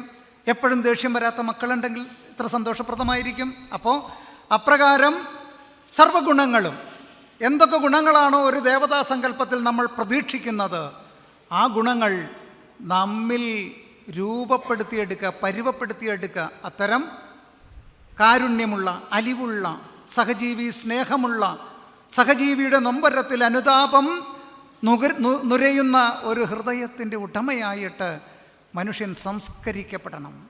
ആ ഒരു നല്ല സംസ്കാരത്തിലേക്ക്, ഒരു നല്ല മനുഷ്യനിലേക്ക് മനനം ചെയ്യാൻ കഴിവുള്ളവനെയാണല്ലോ മനുഷ്യൻ എന്ന് വിളിക്കുക. അപ്രകാരമുള്ള നല്ല മനുഷ്യൻ്റെ സൃഷ്ടി സംഭവിക്കാൻ അതിനു വേണ്ടിയിട്ടാണ് ഗുരു നമുക്ക് തന്നിട്ടുള്ള എല്ലാ കർമ്മ പദ്ധതികളുടെയും ആത്യന്തികമായ ലക്ഷ്യം അതാണ്. ഗുരു ഇവിടെ സംസ്ഥാപനം ചെയ്തിട്ടുള്ള, ഗുരു നമുക്ക് പകർന്നു നൽകിയിട്ടുള്ള അറിവുകളുടെ ആകത്തുക എന്ന് പറയുന്നത് മനുഷ്യൻ നന്നാവുക. ഗുരു അതല്ലേ പറഞ്ഞത്? മതമേതായാലും മനുഷ്യൻ നന്നാകണം. നീ മുസൽമാനായിക്കോട്ടെ, ക്രൈസ്തവനായിക്കോട്ടെ, ഹൈന്ദവനായിക്കോട്ടെ, ആരായാലും ഓരോ മനുഷ്യനും നന്നാവുക. അപ്പോൾ സമൂഹം നന്നാകും, ഈ ലോകം നന്നാകും. അതാണ് ഗുരു നമ്മളോട് പറഞ്ഞു വെച്ചത്. അപ്പം നമ്മൾ മഹാഗുരുവിലേക്കാണ് വന്നത്. അപ്പോൾ പെരുത്ത നൂറ്റാണ്ടിലിടക്കിഴക്കലി മരുപ്പറമ്പാം ഉലകത്തിൽ ഈശ്വരൻ ഒരുറ്റ വൃക്ഷത്തെ നടുന്നു പാന്തരായി വരുന്നവർക്കായി തണൽമുറ്റമേകുവാൻ എന്നാണ് നമ്മൾ പറഞ്ഞു വെച്ചത്. അവിടെ നിന്നാണ് നമ്മളിങ്ങോട്ട് പോകുന്നത്. അപ്പം അപ്രകാരം 1000 ആണ്ടിൻ്റെ ഇടവേളയ്ക്കിപ്പുറം അവതരിച്ച ചൈതന്യമാണ് ശ്രീനാരായണ ഗുരുദേവൻ എന്ന് നമ്മൾ കണ്ടു. അപ്പം അപ്രകാരമുള്ള മഹാഗുരു, ഒരു ഗുരു എന്താണ്, ഒരു മുനി എന്താണ്, അപ്പോൾ ഒരു ഗുരുവിൻ്റെ ഗൗരവവും ഒരു മുനിയുടെ മൗനവും ആ മുനിയുടെ നിർവൃതിയും ശ്രീനാരായണ ഗുരുദേവനിൽ സമഞ്ജസമായി സമ്മേളിച്ച് പ്രകാശിച്ചിരുന്നു എന്നുള്ളതാണ് പ്രത്യേകത. അപ്പോൾ ഗുരുവാണ്, ഒരേ സമയം ശ്രീനാരായണ ഗുരുദേവൻ ഗുരുവാണ്, അതേസമയം ശ്രീനാരായണ ഗുരുദേവൻ ഒരു മുനിയാണ്. അപ്പോൾ ഒരു ഗുരുവിൻ്റെ ഭാവം എന്താണെന്ന് നമ്മളെ പഠിപ്പിക്കുന്ന സൂക്തമുണ്ട്. ഗുരോഹോ ഭാവഹ ഗൗരവം. ഒരു ഗുരുവിൻ്റെ ഭാവം ഗൗരവമാണ്. ഒരു ഗുരുവിൻ്റെ സമ്പൂർണമായ ഗുണഗണങ്ങൾ ശ്രീനാരായണ ഗുരുദേവനിൽ സവിശേഷമായി സമഞ്ജസമായി സമ്മേളിച്ച് പ്രകാശിച്ചിരുന്നു എന്നുള്ളതാണ് ചരിത്രം. അപ്പോൾ അപ്രകാരമുള്ള ആ ഗുരു അതേസമയം തന്നെ ഒരു മുനിയുമായിരുന്നു. അപ്പോൾ ഗുരു എന്താണ് എന്ന്, എങ്ങനെയായിരിക്കണമെന്ന് ലോകത്തെ പഠിപ്പിക്കണമെങ്കിൽ ആ ഗുരുവിൻ്റെ ഗുണങ്ങൾ പൂർണ്ണമായിട്ട് അറിയണ്ടേ? അറിഞ്ഞാൽ മതിയോ? അത് അനുഭവിക്കണ്ടേ? അനുഭവിക്കുകയും അറിയുകയും ചെയ്ത ചൈതന്യമാണ്. ആ സമ്പൂർണ്ണ ഗുണങ്ങൾ ശ്രീനാരായണ ഗുരുദേവനിൽ വളരെ വിശേഷമായിട്ട് പ്രകാശിച്ചിരുന്നു. അതുകൊണ്ടാണ് ഗുരു നമുക്ക് എന്തായിരിക്കണം ഒരു ഗുരു എന്ന് ലോകത്തെ പഠിപ്പിച്ച ഋഷീശ്വരനാണ് ശ്രീനാരായണ ഗുരുദേവൻ. ഒരു വളരെ വ്യക്തമായിട്ട് തന്നെ ഒരു ഗുരു എന്തായിരിക്കണം, എങ്ങനെയായിരിക്കണമെന്ന ശ്രീനാരായണ ഗുരുദേവൻ്റെ അരുളപ്പാടുകളാണ് ആശ്രമം എന്ന കൃതിയിലൂടെ നമുക്ക് കാണാൻ സാധിക്കുക. ആശ്രമേസ്മിൻ ഗുരു കശ്ചിത് വിദ്വാൻ മുനിരുദാരതി സമദൃഷ്ടി ശാന്തഗംഭീരാശയോ വിജിതേന്ദ്രിയ. എന്തായിരിക്കണം ഒരു ഗുരു? എങ്ങനെയാണ് ഒരു ഗുരു സമൂഹത്തിൽ വർത്തിക്കേണ്ടത്?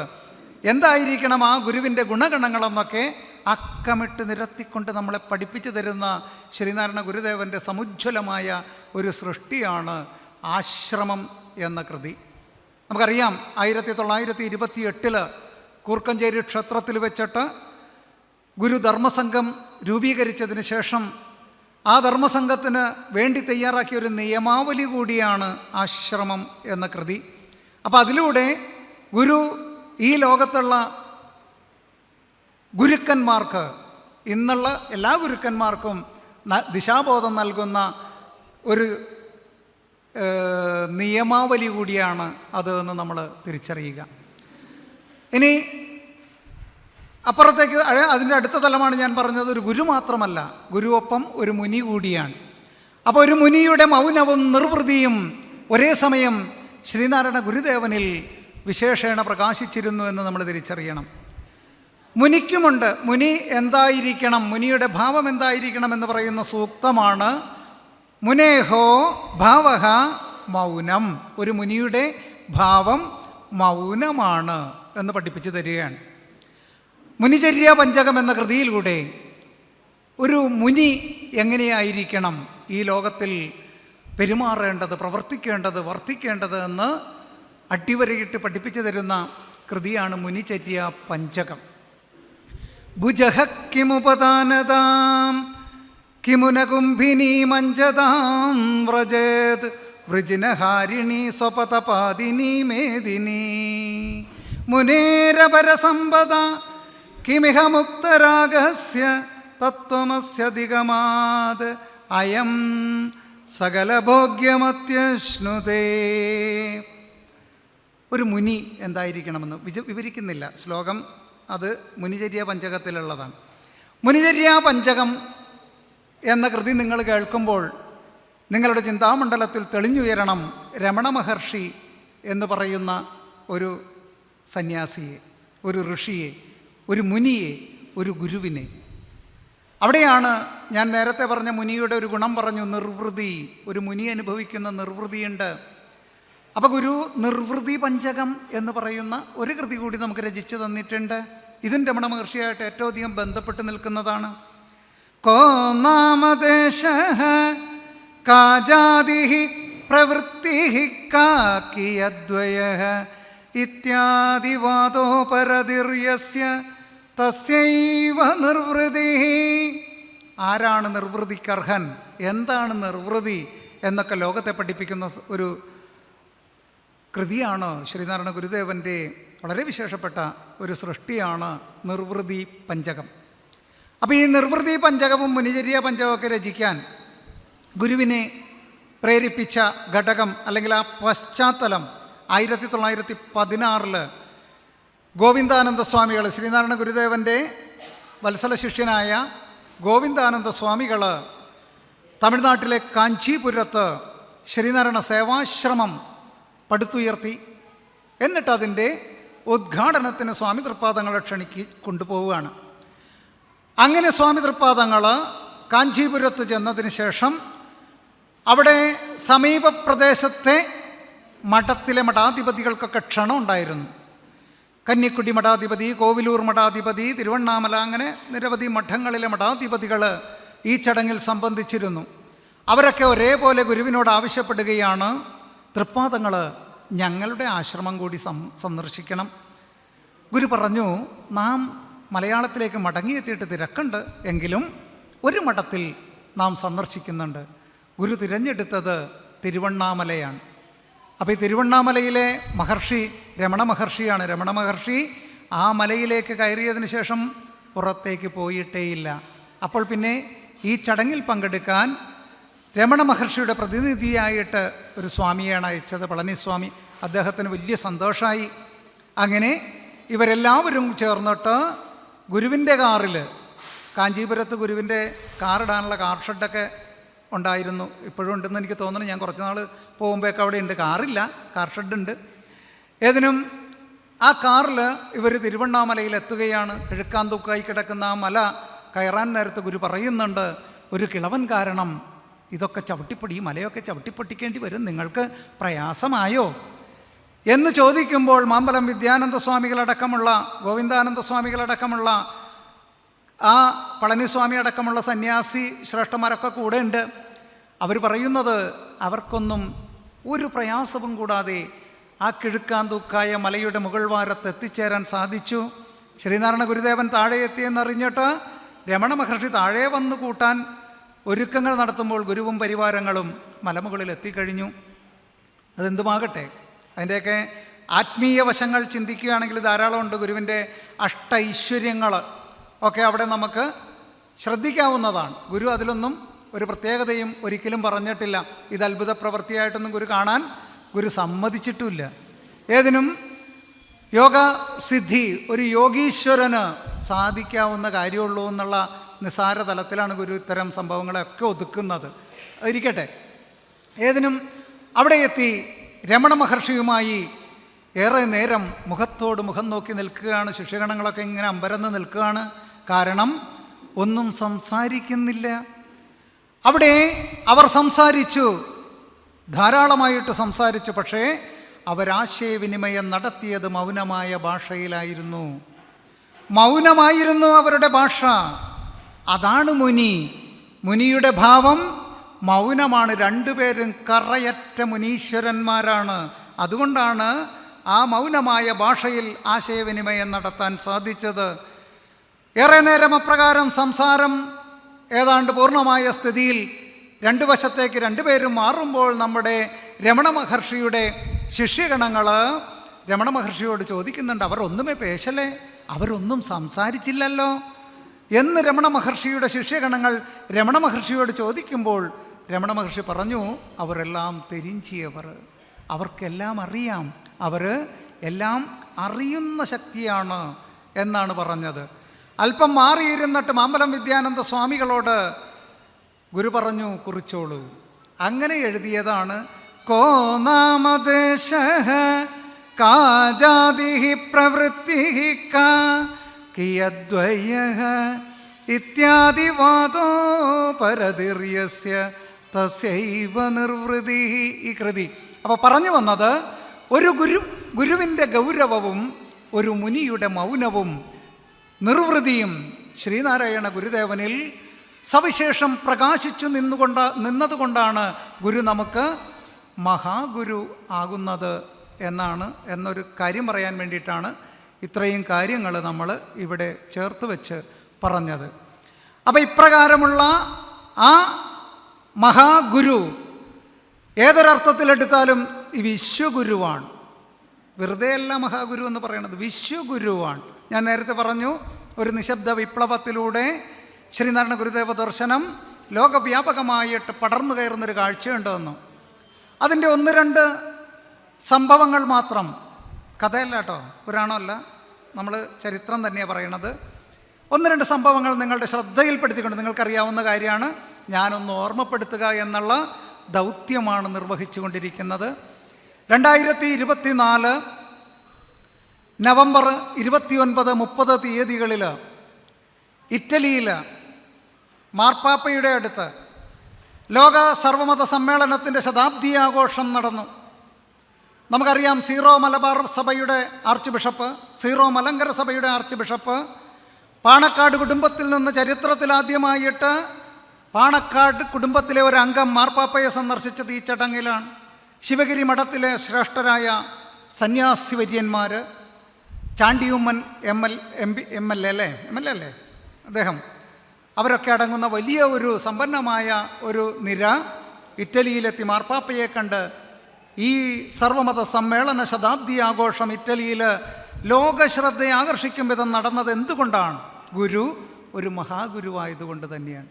ശ്രീനാരായണ ഗുരുദേവൻ്റെ ദൈവദശകം ഇറ്റാലിയൻ ഭാഷയിലേക്ക് മൊഴിമാറ്റം നടത്തിക്കൊണ്ട് അവിടെ ആലപിക്കപ്പെട്ടു. മെച്ചപ്പെട്ട മാനവികതയ്ക്കായി മതങ്ങൾ ഒന്നിക്കുന്നു എന്ന വലിയൊരു പ്രമേയമാണ് ഇറ്റലിയിൽ അന്ന് അവതരിപ്പിക്കപ്പെട്ടത്. കാരണം ലോകം ഇന്ന് ഏറെ സംഘർഷഭരിതമായി മുന്നോട്ട് നീങ്ങുമ്പോഴും ഈ ലോകത്തിൽ സമാധാനം പുലരണമെന്ന് ആകാംക്ഷിക്കുന്ന സത്വജിജ്ഞാസുക്കളായ സുമനസ്സുകൾ ഏറെയുണ്ട് പ്രിയമുള്ളവരെ. അവരൊക്കെ ചേർന്നുകൊണ്ട് പ്രതീക്ഷിക്കുന്നു, ഗുരുദേവ ദർശനത്തിന് മാത്രമേ ഈ സംഘർഷങ്ങൾക്കൊരയവ് വരുത്താൻ സാധിക്കുകയുള്ളൂ എന്ന് തിരിച്ചറിയുന്നുണ്ട്. അതിൻ്റെ അനുരണനമാണ് നമ്മളവിടെ കണ്ടത്. തീർന്നില്ല. 2025 മെയ് 2, 3, 4 തീയതികളിൽ UK ശ്രീനാരായണ ഗുരു ഹാർമണി 2025 ഗ്ലോബൽ സമ്മിറ്റ് സംഘടിപ്പിക്കപ്പെട്ടു. അവിടെയും ശ്രീനാരായണ ഗുരുദേവൻ്റെ ഒരു ജാതി ഒരു മതം ഒരു ദൈവം എന്ന മഹത് സന്ദേശം പാശ്ചാത്യ നാടുകളിൽ പ്രചരിപ്പിക്കുക എന്ന മഹത്തരമായൊരു ലക്ഷ്യത്തെയാണ് ഉയർത്തിപ്പിടിച്ചുകൊണ്ട് ധാരാളം ആളുകൾ, ധാരാളം മഹാപ്രതിഭകൾ ആ ചടങ്ങിന് നേതൃത്വം നൽകിക്കൊണ്ട് ബ്രിട്ടനിൽ അത് സംഘടിപ്പിക്കപ്പെട്ടു. 2025 ഒക്ടോബർ 14, 15, 17 തീയതികളിൽ ലോകചരിത്രത്തിലാദ്യമായിട്ട് ശ്രീനാരായണ ഗുരുദേവ ദർശനം ഒരു വിദേശ ഗവൺമെൻറ്റിൻ്റെ പാർലമെൻറ്റിൽ ചർച്ചയ്ക്കെടുത്തു. ഓസ്ട്രേലിയയിൽ അവിടുത്തെ മെൽബൺ പ്രീമിയർ ജസീന്ത ആലൻ അത് ഉദ്ഘാടനം ചെയ്യുന്നു. ആ 4 ദിവസങ്ങളിലായിട്ട് ശ്രീനാരായണ ദർശന സമീക്ഷ, ശ്രീനാരായണ ദിവ്യ സത്സംഗം, ശ്രീനാരായണ ദിവ്യ പ്രബോധനം, ശ്രീനാരായണ പ്രാർത്ഥനാ യോഗം, അങ്ങനെ നിരവധി പരിപാടികൾ. ഏതാണ്ട് 14ഓളം മതപണ്ഡിതന്മാരും 80ഓളം മത പ്രതിനിധികളും, മതങ്ങളെ പ്രതിനിധീകരിച്ചുകൊണ്ടുള്ള പ്രതിനിധികളും പങ്കെടുത്ത മഹത്തരമായ സമ്മേളനം ഓസ്ട്രേലിയയിൽ അരങ്ങേറി. ഇക്കഴിഞ്ഞ 20-ാം തീയതി റഷ്യയിലെ ലോകമത പാർലമെൻറ്റ് സംഘടിപ്പിക്കപ്പെട്ടു. നമ്മളിന്ന് തിരിച്ചറിയേണ്ടത്, ഏതാണ്ട് ഐക്യരാഷ്ട്രസഭ അംഗീകരിച്ച 196-ൽ പരം രാഷ്ട്രങ്ങളുണ്ട് ലോകത്തിൽ. അതിൽ കുറഞ്ഞ ഒരൊറ്റ നൂറ്റാണ്ട് കൊണ്ട് ഏതാണ്ട് 25ഓളം രാഷ്ട്രങ്ങളിൽ അത് മലയാളികൾ ഉള്ളിടമായാലും ഇല്ലാത്തിടമായാലും അതൊക്കെയാണ് നമ്മൾ ശ്രദ്ധിക്കേണ്ടത്.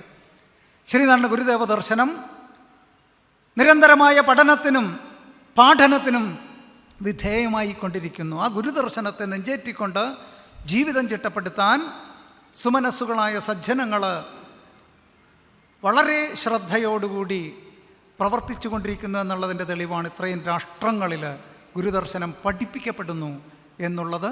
വളരെ പ്രതീക്ഷ നൽകുന്ന, ലോകത്തിൽ സമാധാനകാംക്ഷികളായ മനുഷ്യരുടെ എണ്ണം കുറയുകയല്ല, അതിപ്പോഴും സജീവമായി നിലനിൽക്കുന്നുണ്ട് എന്ന ഒരു പ്രത്യാശ നൽകിക്കൊണ്ട് ഗുരുദർശനം ഒരു നിശബ്ദ വിപ്ലവമായിട്ട് പടർന്നു കയറുന്നു എന്ന് ഞാൻ ആവർത്തിച്ച് പറയുന്ന കാര്യം അതാണ്. അവിടെ ഗുരുവിനെ സംബന്ധിച്ച് ഇത്രയും ഗംഭീരമായിട്ടുള്ള ജാതിമത വർഗവർണ്ണ വ്യത്യാസങ്ങൾക്ക് അതീതമായിട്ട്, പണ്ഡിത പാമര വ്യത്യാസമില്ലാതെ, ദരിദ്ര സമ്പന്ന ഭേദമില്ലാതെ സകലർക്കും സമാശ്രയിക്കാവുന്ന ഒരു ദർശനം ലോകത്തേക്ക് കാഴ്ചവെക്കാൻ സാധിച്ച ഒരു ഋഷിയാണ് ശ്രീനാരായണ ഗുരുദേവൻ എന്ന് നമ്മൾ തിരിച്ചറിയുക. അപ്പം അത് മഹാഗുരുവാണ്, നമ്മളെ സംബന്ധിച്ചത് വിശ്വഗുരുവാണ്. അതുകൊണ്ടാണ് ശ്രീനാരായണ ഗുരുദേവ ദർശനത്തിന് ഇന്ന് ആളുകൾ ഏറെ ആവശ്യക്കാരായിട്ട് വന്നുകൊണ്ടിരിക്കുന്നത്. തിരിച്ചറിയണം നമ്മൾ. ഇവിടെ നമുക്ക് ചെയ്യാനുള്ളത് നമ്മുടെ പുതുതലമുറ, ഇന്ന് സ്കൂളുള്ള ദിവസമാണ്, നമുക്കറിയാം കുട്ടികൾ കുറവാണ്, അവധി ദിവസമല്ല. എങ്കിൽ പോലും സമയം ലഭ്യമാകുന്നതിനനുസരിച്ചിട്ട് നമ്മുടെ പുതുതലമുറയ്ക്ക് ആരാണ് ഗുരു എന്നുള്ള അറിവ് പകർന്നു കൊടുക്കാൻ ഇവിടെ കൂടിയിരിക്കുന്ന ഓരോരുത്തർക്കും ഉത്തരവാദിത്വമുണ്ട്. ആ പ്രതിജ്ഞ നിറവേറ്റാനുള്ളതായിരിക്കണം നമ്മുടെ ഈ സംഗമഭൂമി എന്ന് ഞാൻ ഇടയ്ക്കൊന്ന് ഓർമ്മിപ്പിക്കട്ടെ. അവസാനം ഒന്നുകൂടി ഓർപ്പിക്കാട്ടോ, മറന്നുപോയാലോ.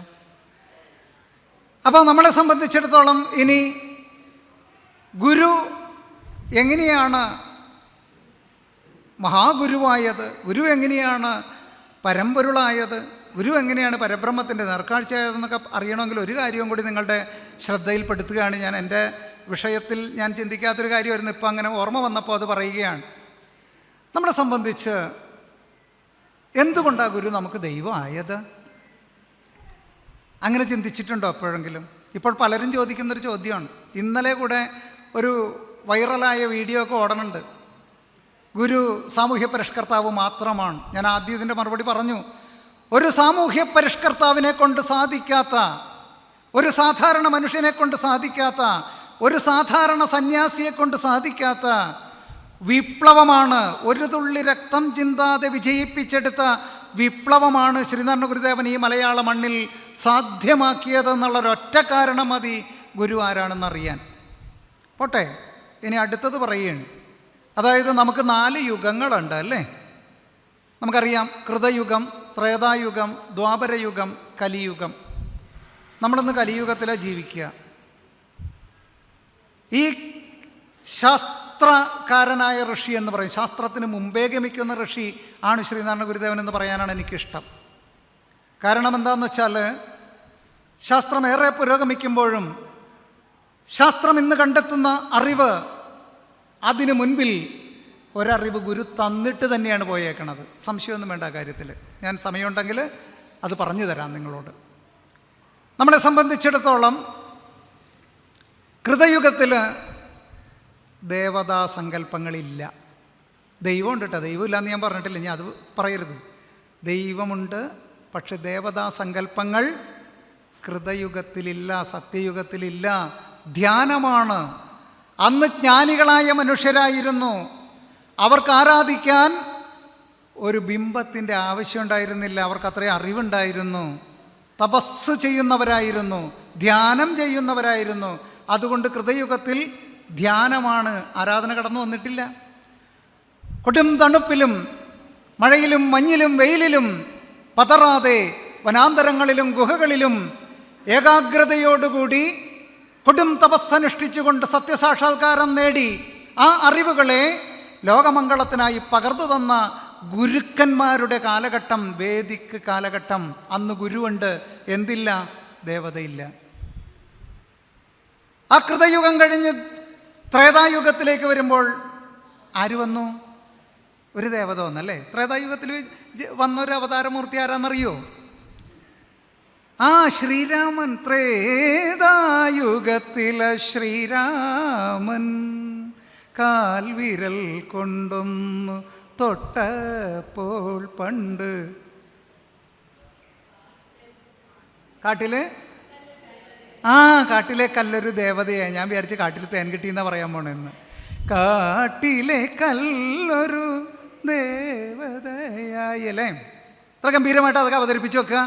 ശ്ലോകങ്ങളിലൂടെ പണ്ട് തരണം. പാട്ട് ഓർത്തിരുന്ന ത്രേതായുഗത്തിൽ അവതരിച്ചത് ആരാണ് എന്ന് പറയാൻ പറ്റും. പിന്നെ ദ്വാപരയുഗത്തിൽ ഒരാൾ വന്നില്ലേ, ദ്വാപരയുഗത്തിലെ പ്രേമസ്വരൂപൻ അല്ലേ, കൃഷ്ണൻ വന്നു.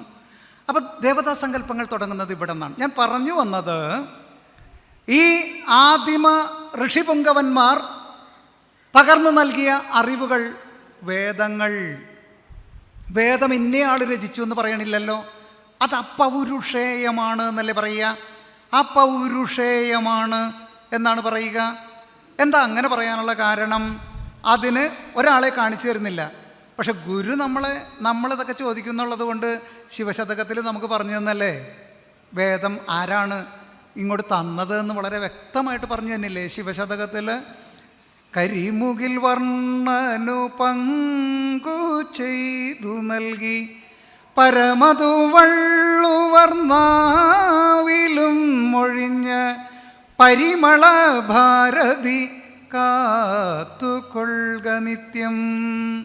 അപ്പോൾ ആദിപരാശക്തി പകർന്നു നൽകിയ ആ വേദപ്പൊരുളുകളുടെ ചരിത്രം ഗുരുദേവൻ നമുക്ക് ശിവശതകത്തിൽ പറഞ്ഞു തരുന്നുണ്ട്. ഇരിക്കട്ടെ. അപ്പോൾ വേദം അപൗരുഷേയമാണ് എന്ന് പറയുമ്പോൾ ഗുരു തന്നെ അതിന് കൃത്യമായിട്ടുള്ളൊരു സാക്ഷ്യം നമുക്ക് നൽകിയിട്ടുണ്ട്. സ്വാനുഭവഗീതി എന്ന് പറയുന്ന ഒരു കൃതി ഗുരു രചിച്ചിട്ടുണ്ട്. മംഗളമെന്മേലരുളും തങ്ങളിലൊന്നിച്ചിടുന്ന സർവജ്ഞൻ സംഗമമൊന്നിലുമില്ലാതങ്കജരിഭുവിൽ തെളിഞ്ഞു കാണും. ഇങ്ങനെ തുടങ്ങുന്ന ഒരു കൃതിയാണ് ശ്രീനാരായണ ഗുരുദേവൻ്റെ സ്വാനുഭവഗീതി.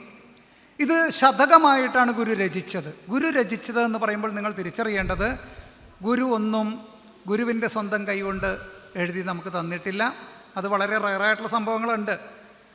ചെറിയ കുറിപ്പുകൾ, ശിവഗിരിയിൽ സൂക്ഷിക്കപ്പെട്ടിട്ടുള്ള ചെറിയ കുറിപ്പുകളൊക്കെ ഉണ്ട്. അല്ലാതെ ഗുരു ഒരു കൃതിയും എഴുതി തന്നിട്ടില്ല. ഗുരു മൊഴിഞ്ഞിട്ടുള്ള ആ അമൃതവാണികളെ ഗുരുവിൻ്റെ സത്ശിഷ്യന്മാർ കൊരുത്തു ചാർത്തി കൊരുത്തു ചാർത്തി തന്നിട്ടുള്ളതാണ് ഗുരുവിൻ്റെ കൃതികളൊക്കെ. ഈ സ്വാനുഭവഗീതിയും എഴുതിയെടുക്കാൻ ഭാഗ്യം ലഭിച്ചത് കരുവ കൃഷ്ണനാശാനാണ്. എഴുതിയൊക്കെ എടുത്ത് ഇത് ചേരുംപടിയൊക്കെ ചേർത്ത് വന്നപ്പോൾ 40 എണ്ണം നഷ്ടപ്പെട്ടു പോയി. 1 മുതൽ 40 കഴിഞ്ഞ് 41 മുതൽ 80 വരെയുള്ള സംഭവങ്ങൾ കിട്ടുന്നില്ല. ആ സ്വാമി തൃപ്പാദങ്ങളോട് സമയം കിട്ടുമ്പോൾ എപ്പോഴും ചെന്ന് ചോദിക്കാൻ പറ്റാറില്ല. കരുവ കൃഷ്ണനാശാൻ ഇടയ്ക്കിടയ്ക്ക് അപേക്ഷിക്കും, തൃപ്പാദങ്ങളെ ആ വിട്ടുപോയതൊന്നും കൂടി പറഞ്ഞു തരുമോ എന്ന് ചോദിച്ചപ്പോൾ ഗുരു പറഞ്ഞു, അതിൻ്റെ കർത്താവ് ഇന്നില്ല. അതിൻ്റെ കർത്താവ് ഇന്നില്ല. ഇനി ഈ ശരീരത്തിൽ അത് വരുമെന്നും തോന്നുന്നില്ല. ഇനി വേറൊരാൾ ചെയ്താൽ അതിനോട് യോജിക്കുമെന്നും തോന്നുന്നില്ല എന്ന് പറയുമ്പോഴാണ് വേദങ്ങൾ അപൗരുഷേയമാണ് എന്ന സ്റ്റേറ്റ്മെൻറ്റ് ഇവിടെ ഗുരു സാക്ഷ്യപ്പെടുത്തി പൂർത്തിയാക്കുന്നതെന്ന് നമ്മൾ മനസ്സിലാക്കണം. ആ സമയത്ത് ഗുരുവിൻ്റെ അനുഭൂതിയിൽ നിന്ന് നിർഗളിച്ച, ആ കണ്ഠനാളത്തിൽ നിന്ന് നിർഗളിച്ച മൊഴിമുത്തുകൾ വീണ്ടും ഒരിക്കൽ ശരീരം സ്വീകരിച്ച ഗുരു പറഞ്ഞാൽ പോലും വരില്ല അത്രേ. അത് ആ സമയത്ത് വന്നതാണ് എന്ന് അത്ര വ്യക്തമായിട്ടാണ് കരുവ കൃഷ്ണശാസ്ത്രൻ നമുക്ക് രേഖപ്പെടുത്തി തന്നിട്ടുള്ളത്. ഗുരുവിനോട് പല ഗുരു അപേക്ഷിച്ചു, പക്ഷേ ഗുരു പറഞ്ഞത് ഇതാണ്, അതിൻ്റെ കർത്താവ് ഇന്നില്ല, അതപ്പോൾ കഴിഞ്ഞു. അതാണ് കാര്യം. എന്നിട്ട് നമുക്ക് പല കൃതികളും അങ്ങനെ ഗുരുവിൻ്റെ നഷ്ടപ്പെട്ടിട്ടുണ്ട്. ഗുരു ചൊല്ലിക്കൊടുത്തിട്ടുള്ള വാക്കുകളെ പൂർണ്ണമായിട്ട് പകർത്തിയെടുത്ത് സൂക്ഷിക്കാൻ കഴിയാതെ പോയ പല കൃതികളുണ്ട്. ഇരിക്കട്ടെ. അപ്പം പറഞ്ഞു വന്നത്, അപ്പോൾ പിന്നെ ദേവതാ സങ്കല്പങ്ങൾ വരുന്നതിന് മുമ്പ് ആരുണ്ട്?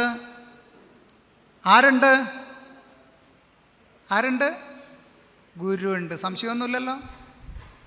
അതുകൊണ്ടാണ് പറഞ്ഞത്, എന്തുകൊണ്ട് നമുക്ക് ഗുരു ദൈവമാകുന്നു എന്ന് ചോദിച്ചാൽ, നമ്മളിന്ന് സ്വാതന്ത്ര്യത്തോടെ, അധികാരത്തോടെ, സന്തോഷത്തോടെ ശിവക്ഷേത്രങ്ങളിൽ പോയി കൈകൂപ്പുന്നവരാണല്ലേ. ആരാ നമുക്ക് ശിവനെ തന്നത്? സംശയമൊന്നുമില്ലല്ലോ. ആരാ നമുക്ക് അത് കഴിഞ്ഞിട്ട് മുരുകനെ തന്നത്? ഓരോ മുരുകാലയത്തിന് മുൻപിൽ പോയി അധികാരത്തോടെ, സന്തോഷത്തോടെ, സ്വാതന്ത്ര്യത്തോടെ തൊഴുതു മടങ്ങുമ്പോൾ തിരിച്ചറിയണം ഈ മുരുകനെ നമുക്ക് തന്നതും. ഇനി കൊല്ലൂർ മൂകാംബിക തുടങ്ങി കൊടുങ്ങല്ലൂർ ചോറ്റാനിക്കര ക്ഷേത്ര സവിധങ്ങളിലേക്ക് കടന്നു ചെന്നുകൊണ്ട് അമ്മേ നാരായണ മന്ത്രമുരുവിട്ടുകൊണ്ട് സാഷ്ടാംഗം പ്രണമിക്കുമ്പോൾ തിരിച്ചറിയണം ഈ ദേവിയെയും നമുക്ക് തന്നതാരാണ്? ഗുരുദേവനാണ്. അങ്ങനെ നമ്മൾ ഇന്ന് ആരാധിക്കുന്ന സകല ദേവതാ സങ്കല്പങ്ങളും നമുക്ക് പ്രാപ്തമാക്കിയത് ഈ മഹാഗുരുവാണെങ്കിൽ ആ ഗുരു നമുക്ക് ദൈവമാകുന്നത് അതുകൊണ്ട് തന്നെയാണ്. എല്ലാ ദൈവങ്ങളെയും നമുക്ക് തന്ന ശക്തിവിശേഷമാണ് ശ്രീനാരായണ ഗുരുദേവൻ. അപ്പം നിങ്ങൾ സ്വാഭാവികമായിട്ട് ന്യായമായിട്ട് എന്നോടൊരു ചോദ്യം ചോദിക്കും, അപ്പോൾ ഈ ശ്രീനാരായണ ഗുരുദേവൻ 1855 അവതരിച്ചത്. അതിനു മുമ്പ് ഉണ്ടല്ലോ ഈ പറഞ്ഞ ദേവതകളൊക്കെ, നിങ്ങൾ പറഞ്ഞ ദേവതകളൊക്കെ അന്നുണ്ടല്ലോ, പിന്നെന്താണ് ഗുരു അതിനേക്കാൾ വലുതാകുന്നത്? ഉത്തരം ഇതാണ്. ആർഷഭാരത സംസ്കാരത്തിൻ്റെ ആ മികവിൽ ഭാരതത്തിലെ ഗ്രാമഗ്രാമാന്തരങ്ങളിൽ അതിൻ്റെയൊക്കെ കേന്ദ്രബിന്ദുവായി ഓരോ ക്ഷേത്രങ്ങളുണ്ടായിരുന്നു, ദേവതയുണ്ടായിരുന്നു. ആ യുഗത്തിനിപ്പുറത്തേട്ടോ കൃതയുഗത്തിൽ ധ്യാനം, ആരാധന കടന്നു വരുന്നത് ത്രേതയിലാണ്. അവിടെ യാഗം, യജ്ഞം, ഹോമം അതൊക്കെ കഴിഞ്ഞിട്ട് ശരിക്കും ദ്വാപരയുഗത്തിലാണ് അർച്ചന കടന്നു വരണത്. അത് കഴിഞ്ഞിട്ട് കലിയുഗത്തിൽ, ഇപ്പോഴത്തെ ഈ യുഗത്തിൽ നമുക്ക് എന്താ തന്നിട്ടുള്ളത്? നാമസങ്കീർത്തനങ്ങളാണ്. കാരണം വലിയ യജ്ഞങ്ങൾ നടത്താനുള്ള സാമ്പത്തിക ബാധ്യത, സൗകര്യങ്ങൾ, ഒപ്പം പാശ്ചാത്യ സംസ്കാരത്തിൻ്റെ കടന്നുകയറ്റത്തിൽ വിശ്വാസം നഷ്ടപ്പെട്ടൊരു ജനത, ഇതൊക്കെ ഒരു നൂറ്റാണ്ട് മുൻപ് കണ്ടിട്ടാണ് ഗുരു കലികാലത്തിൽ നാമസങ്കീർത്തനത്തിന് വേണ്ടിയിട്ട് നമുക്ക് ഇത്രയേറെ നാമങ്ങൾ തന്നതല്ലേ. നാവിന്നു നിന്റെ തിരുനാമമെടുത്തുരച്ചുമേവുന്നതിന്നും എളുതിലൊന്നരുളിടണേ നീ, ജീവൻ വിടുമ്പോഴതിൽ നിന്നു തെളിഞ്ഞിടും പിൻ, നാവിന്നു ഭൂഷണമിതെന്നെ നമുക്കു വേണ്ട. അത്ര കൃത്യമായിട്ടാണ് നാമജപത്തിൻ്റെ പ്രാധാന്യം, ഈ കലികാലത്തിൽ നാമജപത്തിൻ്റെ പ്രാധാന്യം നമ്മെ ബോധ്യപ്പെടുത്തി തരുന്നത് ശ്രീനാരായണ ഗുരുദേവൻ. അതല്ലേ കരുതൽ, അതല്ലേ ഗുരുവിൻ്റെ കാരുണ്യം. നമ്മുടെ വിഷയവുമായിട്ട് ബന്ധപ്പെടാത്ത ഒന്നും ഗുരു ചെയ്തു വെച്ചിട്ടില്ല. അത്ര ഗംഭീരമായിട്ടുള്ളൊരു വിഷയമാണ് അന്വേഷണമൊക്കെ കൂടി സെലക്ട് ചെയ്തതെന്ന് ഞാനിങ്ങനെ ചിന്തിച്ചു പോയി. ഞാനിതിനു വേണ്ടി പ്രത്യേകിച്ചൊരു തയ്യാറെടുപ്പും നടത്തിയതുമില്ല. കാരണം ഗുരു ഇതല്ലാതെ ഒന്നും ചെയ്തിട്ടില്ല. കാരുണ്യമില്ലാത്ത, ഗുരുവിൻ്റെ കാരുണ്യത്തിൻ്റെ തൂവൽ സ്പർശമേൽക്കാത്ത ഒന്നും ഈ മലയാള മണ്ണിലില്ല. അത് സമയമുണ്ടെങ്കിൽ നമുക്ക് പരിശോധിക്കാം അതിൻ്റെ മേഖലകൾ. ഏതൊരു മേഖല എടുത്തു നോക്കിയാലും ഞാൻ ആദ്യം പറഞ്ഞ വാക്കാണ് അതിന് ഏറ്റവും ഉചിതമെന്ന് എനിക്ക് തോന്നുന്നു. മലയാള മണ്ണിൽ മാറ്റത്തിൻ്റെ മഹാപ്രവാഹം തീർത്ത കാരുണ്യവും കരുതലുമായിരുന്നു ശ്രീനാരായണ ഗുരുദേവൻ എന്ന് പറയുന്നത്. അങ്ങനെ പറയുന്നതായിരിക്കും കൂടുതൽ ശരി എന്നെനിക്ക് തോന്നുന്നു. ഏതിനും ഈ പറഞ്ഞ കൃതയുഗം കഴിഞ്ഞു, ത്രേതായുഗം കഴിഞ്ഞു, ദ്വാപരയുഗം കഴിഞ്ഞു, കലിയുഗത്തിലേക്ക് വരുമ്പോൾ ശ്രീനാരായണ ഗുരുദേവൻ ഈ കലിയുഗത്തിൻ്റെ കാലലീലകൾ നമ്മൾ കണ്ടനുഭവിക്കുമ്പോൾ അതിന് പരിഹാരം നിർദ്ദേശിച്ച ഒരേ ഒരു ഋഷി ശ്രീനാരായണ ഗുരുദേവനേ ഉള്ളൂ. അതാ പറഞ്ഞത്. ഇവിടെ ഇന്ന് ധാരാളം സംഭവങ്ങൾ അരങ്ങേറണുണ്ടല്ലേ. ഇന്നലത്തെ പത്രത്തിൽ, മുന്നാമത്തെ TV ന്യൂസിൽ നമ്മളൊരു വാർത്ത കണ്ടു. പഠിക്കാൻ പറഞ്ഞതിന്, പഠിക്കാൻ പറയുക മാത്രമല്ല അവനൊരു കോഴ്സിന് കൊണ്ട് ചേർത്തതിന് സ്വന്തം പിതാവിനെ വെട്ടി നുറുക്കി കവറിലാക്കിയ ആഫ്രിക്കയിലോ ഉഗാണ്ടയിലോ ഒന്നുമല്ല, ഭാരതത്തിലാണെന്ന് തിരിച്ചറിയണം. സ്വന്തം മകനെ താൻ അധ്വാനിച്ചുണ്ടാക്കിയ, താൻ സൃഷ്ടിച്ച പുത്രൻ്റെ നന്മയ്ക്ക് വേണ്ടിയിട്ട് പഠിക്കാനുള്ള സകല സംവിധാനങ്ങളും ഏർപ്പാടാക്കി അവനെ പഠിക്കാൻ ചേർത്തതിൻ്റെ ദേഷ്യം തീർത്തതാണ്. നിങ്ങളൊക്കെ പത്രത്തിൽ വായിച്ചാണ്, ഇന്നലത്തെ പത്രത്തിലുണ്ട്. മിഞ്ഞാന്നത്തെ TV ന്യൂസിൽ ഇത് വളരെ ഗംഭീരമായിട്ടൊക്കെ വന്നിട്ടുണ്ടായിരുന്നു. തമിഴ്നാട്ടിൽ നമ്മൾ കണ്ടു ഇതിന് തൊട്ടു മുമ്പ്. ഏതെങ്കിലും ഒരു മകൻ വഴിതെറ്റിപ്പോയാൽ നമുക്ക് മനസ്സിലാക്കാം. 2 മക്കൾ, 2 ആൺമക്കൾ, പ്രായപൂർത്തിയായ മക്കൾ. അച്ഛന് കോടികളുടെ ഇൻഷുറൻസ് സ്കീമുണ്ട്. അച്ഛനെ പാമ്പിനെ കൊണ്ട് കൊത്തിച്ച് കൊല്ലിച്ചു. തമിഴ്നാട്ടിലാണ് സംഭവം. പോലീസ് അന്വേഷിച്ചിട്ടൊന്നും കിട്ടിയില്ല. കാരണം പോലീസിൻ്റെ അന്വേഷണത്തിൽ ഒരു അപകട മരണം, പാമ്പ് കടിയേറ്റ് മരിച്ചു, ശവം മറവ് ചെയ്യുന്നു. പക്ഷേ ഇൻഷുറൻസ് കമ്പനിക്ക് കോടികൾ കൊടുക്കാനുണ്ടല്ലോ. അതുകൊണ്ട് അവരെന്ത് ചെയ്തു? പ്രൈവറ്റ് ഡിറ്റക്റ്റീവിനെ വെച്ചിട്ട് അന്വേഷണം നടത്തി 2 മക്കളെയും പൊക്കി. മക്കൾ കൊന്നതാ. എന്നാലോചിച്ച് നോക്കിയേ. കലികാല വൈഭവ ലീലകൾ എന്ന് പറഞ്ഞ് നമുക്ക് വേണമെങ്കിൽ സമാധാനിക്കാം. അതുപോലെ തന്നെ ഇപ്പോൾ മനുഷ്യർ മാത്രമാണോ? പുലിയൊക്കെ നമ്മുടെ അടുക്കളയിൽ വന്നിട്ടാണ് ഭക്ഷണം കഴിക്കുക. ഇപ്പോൾ ഡിന്നർ കഴിക്കാനും ലഞ്ച് കഴിക്കാനും ഒക്കെ പുലിയൊക്കെ നമ്മുടെ അടുക്കളയിലോട്ട് വന്നുകൊണ്ടിരിക്കുക അല്ലേ. പുലി വരും. കാട്ടുപോത്ത് ഇന്നാൾ വന്നിട്ട് കാട്ടുപോത്തിന് തളർവാദം വന്നിട്ട് കിടന്നുപോയി അത്രേ.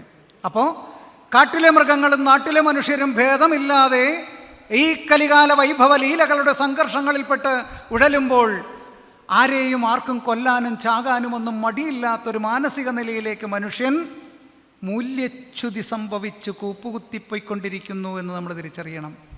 ആർക്കും ഒരു മടിയില്ല. ഇന്നലെ ഏതൊരു പത്രം എന്ന് നിങ്ങളെടുത്ത് നിവർത്തിയാലും ഒരു ആളെ മറ്റൊരാൾ കൊല്ലുന്നു അല്ലേ. ഇതൊക്കെ പോട്ടെ, നമ്മുടെ കൗമാര ജന്മങ്ങൾ, കൗമാര ജീവിതങ്ങൾ.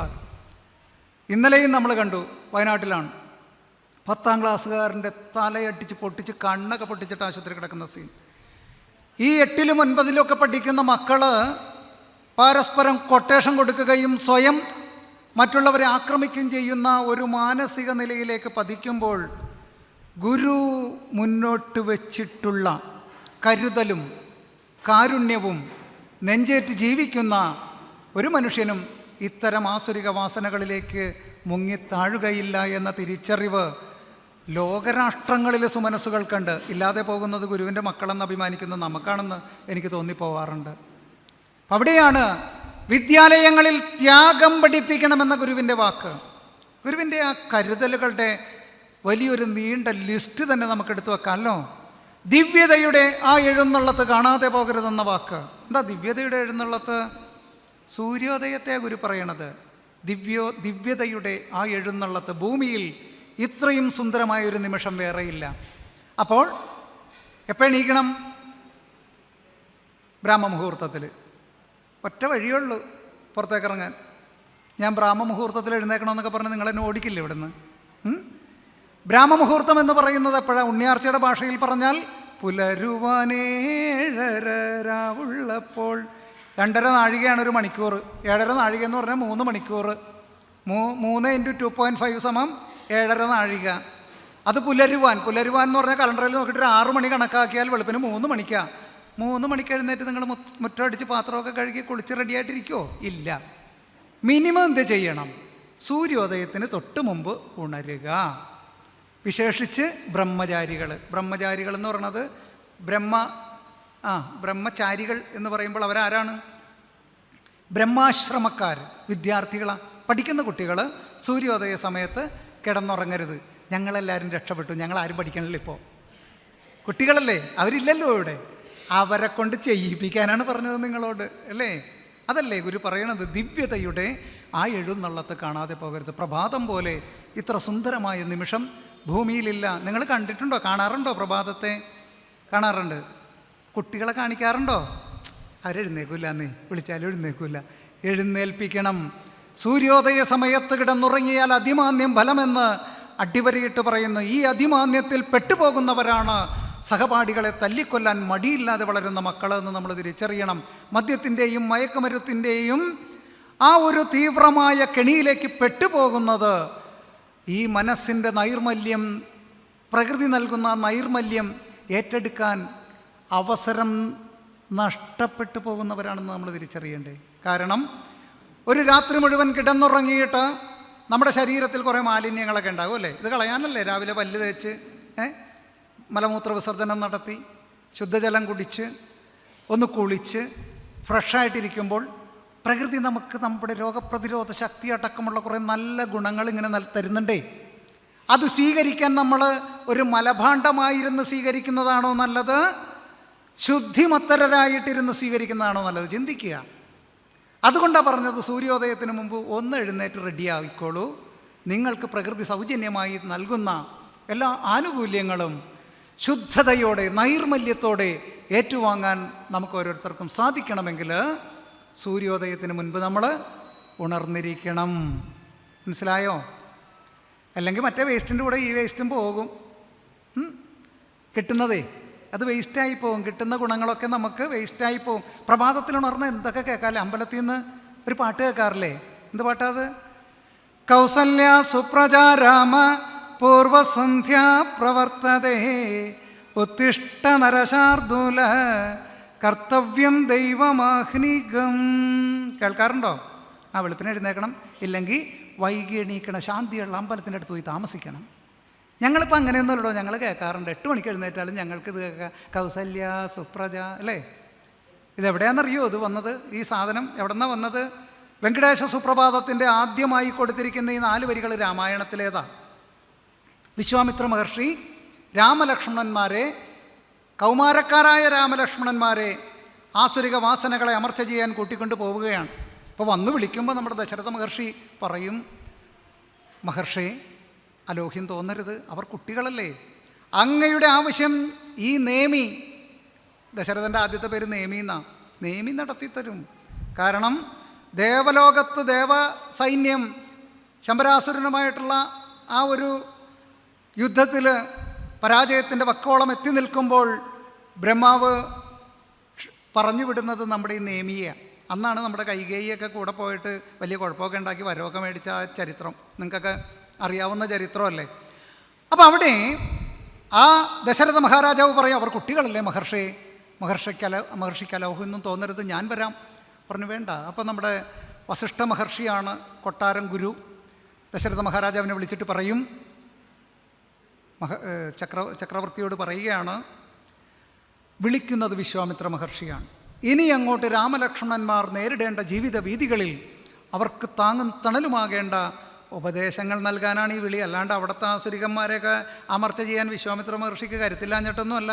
ഇതൊക്കെ ഈ പ്രപഞ്ച പ്രവർത്തനത്തിൻ്റെ ഭാഗമായിട്ട് വന്ന് ഭവിക്കുന്നതാണ്. അതുകൊണ്ട് ധൈര്യമായിട്ട് കുട്ടികളെ അവരെ കൂടെ അയക്കൂന്ന് പറഞ്ഞു. അങ്ങനെയാണ് വിശ്വാമിത്ര മഹർഷി നമ്മുടെ രാമനെയും ലക്ഷ്മണനെയും കൂട്ടിക്കൊണ്ടിങ്ങനെ പോകുന്നു. സന്ധ്യാസമയമാകുന്നു. സരയൂ നദിയുടെ കരയിലെത്തുന്നു. അവിടെ ഒരു പർണശാലയൊക്കെ തീർത്ത് ഇവർക്ക് വേണ്ടുന്ന കാര്യങ്ങളൊക്കെ നടത്തിയിട്ട് അവരെ കിടത്തി ഉറക്കുന്നു. എന്നിട്ട് നമ്മൾ ഇത്തിരി നേരത്തെ കൺസെഷൻ കൊടുത്ത 6 മണിക്കല്ല, ബ്രാഹ്മമുഹൂർത്തത്തിൽ തന്നെ ഇവരെ വിളിച്ചെണീപ്പിക്കുക. എങ്ങനെയാണ് വിളിച്ചത്? രാമോയ് ലക്ഷ്മണോയ് എഴുന്നേറ്റോട്ടോ, നേരം വെളുത്ത, അങ്ങനെയല്ല പറഞ്ഞത്. പിന്നെ എങ്ങനെയാണ് വിളിച്ചത്? നമ്മളൊക്കെ വീട്ടിൽ മക്കളെ വിളിച്ചെണീപ്പിക്കൂലേ? അമ്മ അടുക്കളയിലെ തിരക്കാണെങ്കിലും വിളിക്കും, പുട്ടിന് പൊടിയൊക്കെ കുഴക്കുകയാണെങ്കിലും വിളിക്കും, എടാ എഴുന്നേറ്റോട്ടോ മോളെ. അന്നേരം എന്തൊരു സ്നേഹം എന്നറിയാം. മോനെ എഴുന്നേക്ക്, സമയമായിട്ടാ, എഴുന്നേറ്റോ എന്നൊക്കെ പറഞ്ഞിട്ട് അമ്മ തിരക്കിലാണ്. കുറച്ചു നേരം കഴിയുമ്പോൾ പുതപ്പൊക്കെ ഒന്നുകൂടി ചുരുട്ടിയിട്ട് കിടക്കുമ്പോൾ രണ്ടാമതൊരു വിളിയുണ്ട്. ആ വിളി ഒരു 1.5 വിളിയായിരിക്കും. എന്നിട്ടും എണീറ്റില്ലെങ്കിൽ ചിലപ്പോൾ പുട്ട് കുഴച്ചുകൊണ്ടിരിക്കണ വെള്ളം ചിലപ്പോൾ അങ്ങോട്ട് ചെല്ലും. ഞാനൊരിക്കൽ കുട്ടികൾക്ക് ആലുവ അദ്വൈതാശ്രമത്തിൽ ക്ലാസ് എടുത്തുകൊണ്ടിരുന്ന പൊരുത്തം പറയുകയാണ്, എൻ്റെ സാറ് വെള്ളം ഒഴിച്ചെന്നല്ലേ പറഞ്ഞാൽ, എൻ്റെ അമ്മ പുതപ്പോടുകൂടി കൂട്ടിക്കൊണ്ടുപോയിട്ട് ഞങ്ങളുടെ മുറ്റത്തൊരു ടാങ്കുണ്ട്, അതിൽ മുക്കിയെടുത്തിട്ടുണ്ടെന്ന് ഒരു കുട്ടി എൻ്റെ അടുത്ത് പറഞ്ഞു. പറവൂരുള്ളത് അവന്, ഞാൻ അവനെ മറക്കില്ല ജീവിതത്തിൽ. അപ്പോൾ ഇതിനും പറഞ്ഞു വന്നത് ഇപ്രകാരം അവിടെ കിടത്തി ഉറക്കിയിട്ട് എങ്ങനെ വിളിച്ചത്?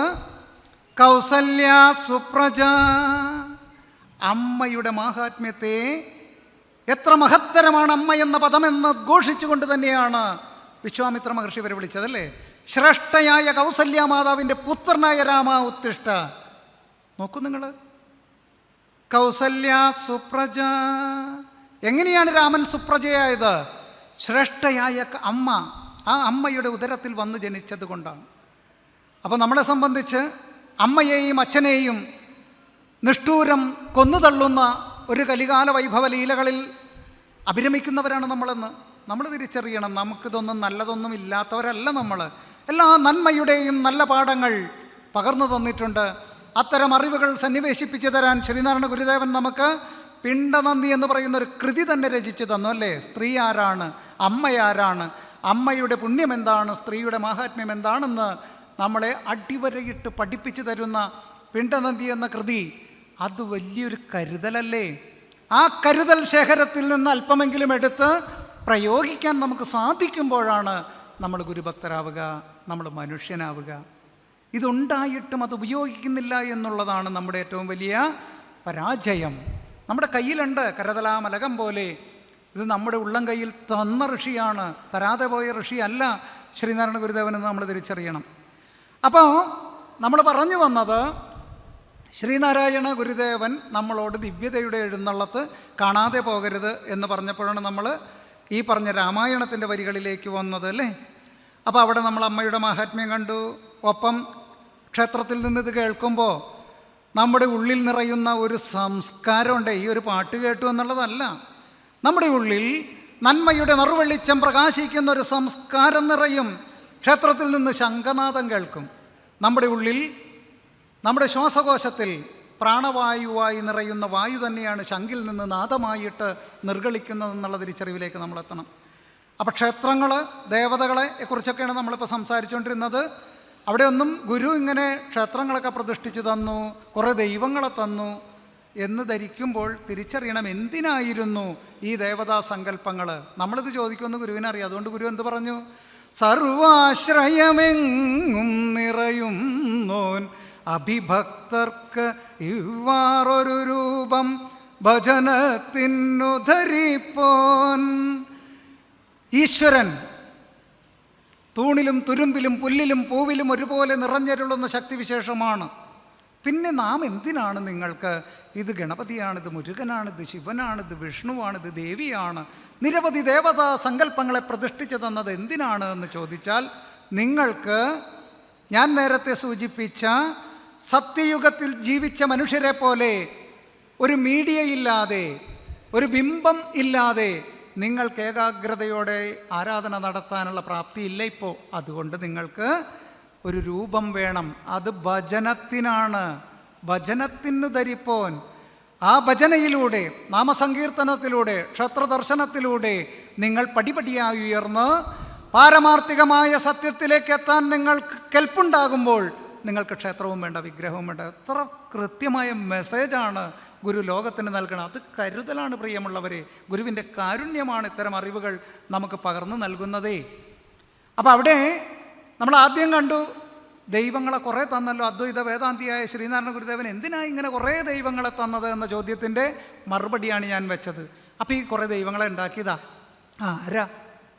ആരാണ് ദൈവങ്ങളെ ഉണ്ടാക്കിയത്? ദൈവം ഒന്നേ ഉള്ളൂ. ഗുരു പറഞ്ഞിട്ടുണ്ട്, ഒരു ജാതി, ഒരു മതം, ഒരു ദൈവം, മനുഷ്യന് ഒരു യോനി, ഒരാകാരം, ഒരു ഭേദവുമില്ലിതിൽ എന്ന് ഗുരു പഠിപ്പിച്ചു തന്നിട്ടുണ്ട്. പിന്നെ ആരാ ഈ ദൈവങ്ങളെയൊക്കെ ഉണ്ടാക്കിയത്? ഇങ്ങനെ ഞങ്ങളാരുമല്ല, ഓതറക്കാരങ്ങനെ ചെയ്തിട്ടേ ഇല്ല, അങ്ങനെ ചെയ്യുകയുമില്ല അല്ലേ. ആരുണ്ടാക്കിയത് ദൈവങ്ങളെ? ഇത്ര സുന്ദരമായിട്ടാണ് കൃഷ്ണൻ്റെ രൂപമൊക്കെ നമുക്ക് കാണാൻ പറ്റുക, ശിവൻ്റെ രൂപമൊക്കെ കാണാൻ പറ്റുക അല്ലേ.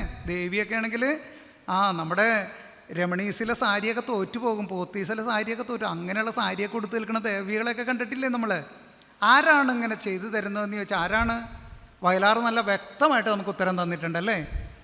മനുഷ്യൻ മതങ്ങളെ സൃഷ്ടിച്ചു, മതങ്ങൾ ദൈവങ്ങളെ, മതങ്ങൾ ദൈവങ്ങളെ, ദൈവത്തെ അല്ല ദൈവങ്ങളെ സൃഷ്ടിച്ചു, മനുഷ്യനും മതങ്ങളും ദൈവങ്ങളും കൂടി മണ്ണു പങ്കുവച്ചു, മനസ്സു പങ്കുവച്ചു, ഹിന്ദുവായി, മുസൽമാനായി, ക്രിസ്ത്യാനിയായി, നമ്മളെ കണ്ടാലറിയാതായി. അപ്പോൾ ആരാണെന്നുള്ള ദേവതാ സങ്കല്പങ്ങളൊക്കെ നമുക്ക് തന്നത് എന്ന് ചോദിച്ചാൽ, ഒറ്റ വാക്കിൽ പറഞ്ഞാൽ നല്ലൊരു ചിത്രകാരന് ഒരുപാട് ദൈവങ്ങളെ നമുക്ക് തരാൻ പറ്റും. അതിമനോഹരമായി വരച്ച് നമുക്ക് തരാൻ പറ്റുമല്ലേ.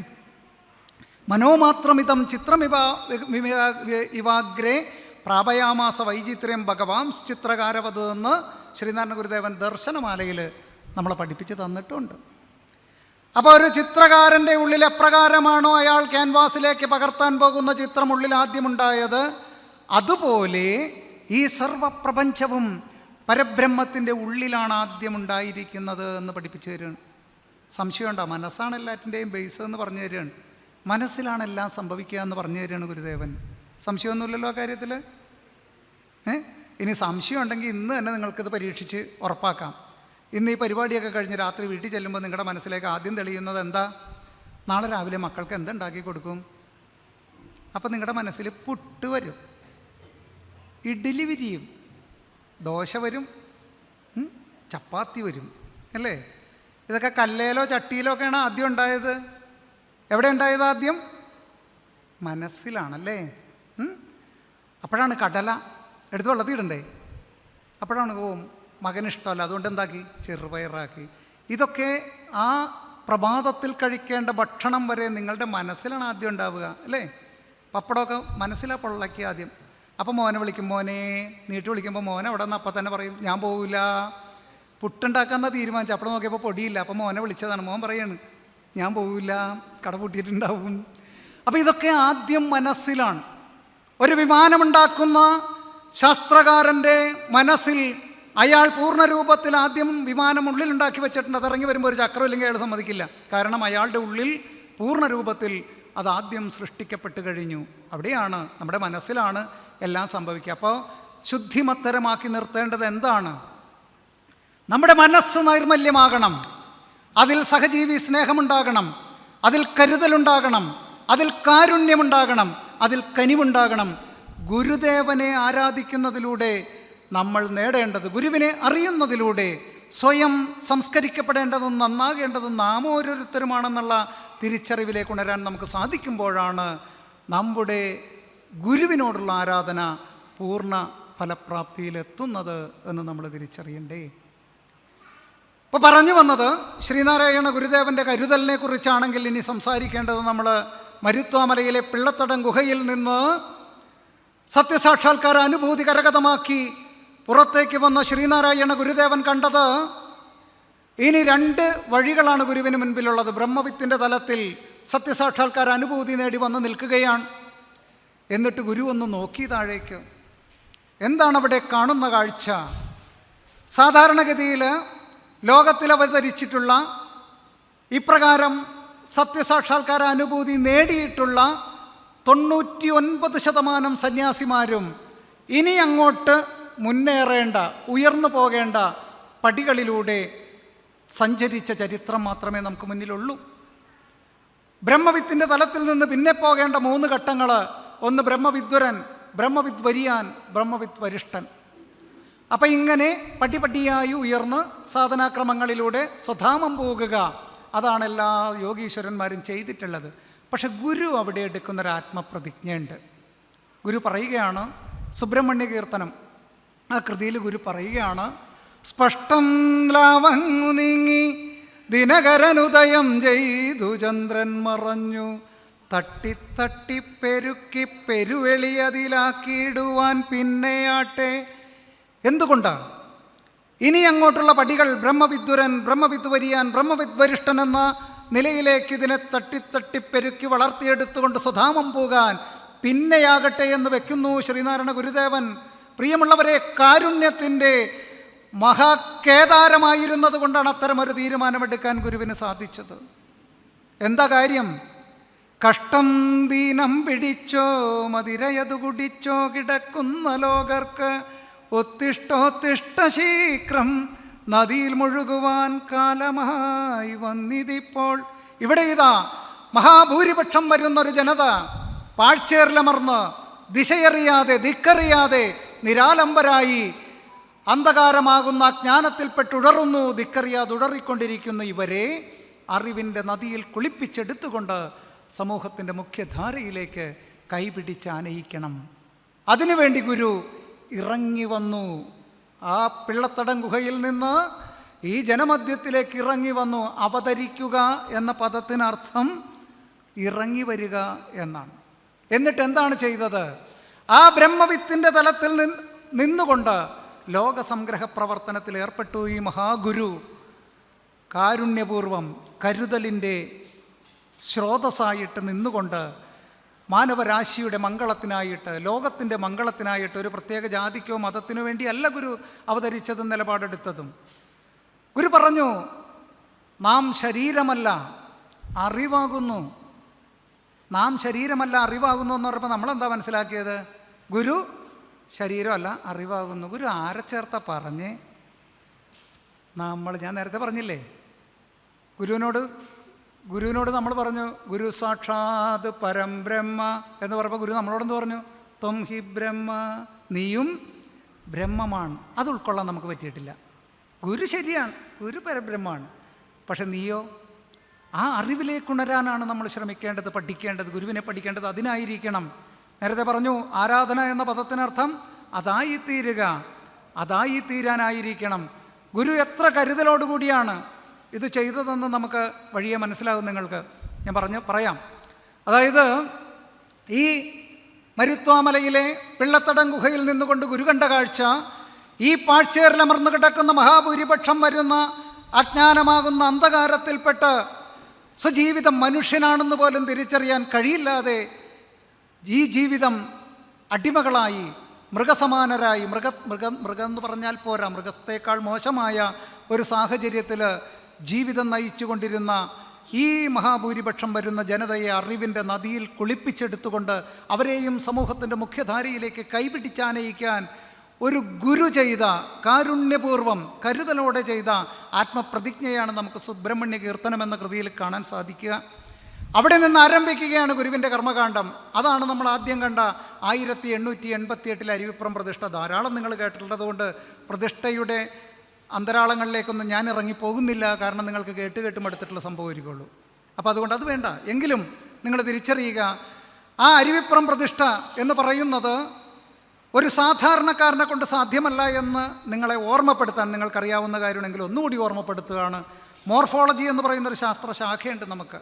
അതിൽ പറയും ഉരുക്കുരുകണമെങ്കിൽ 1200 ഡിഗ്രി സെൽഷ്യസ് താപനില വേണം.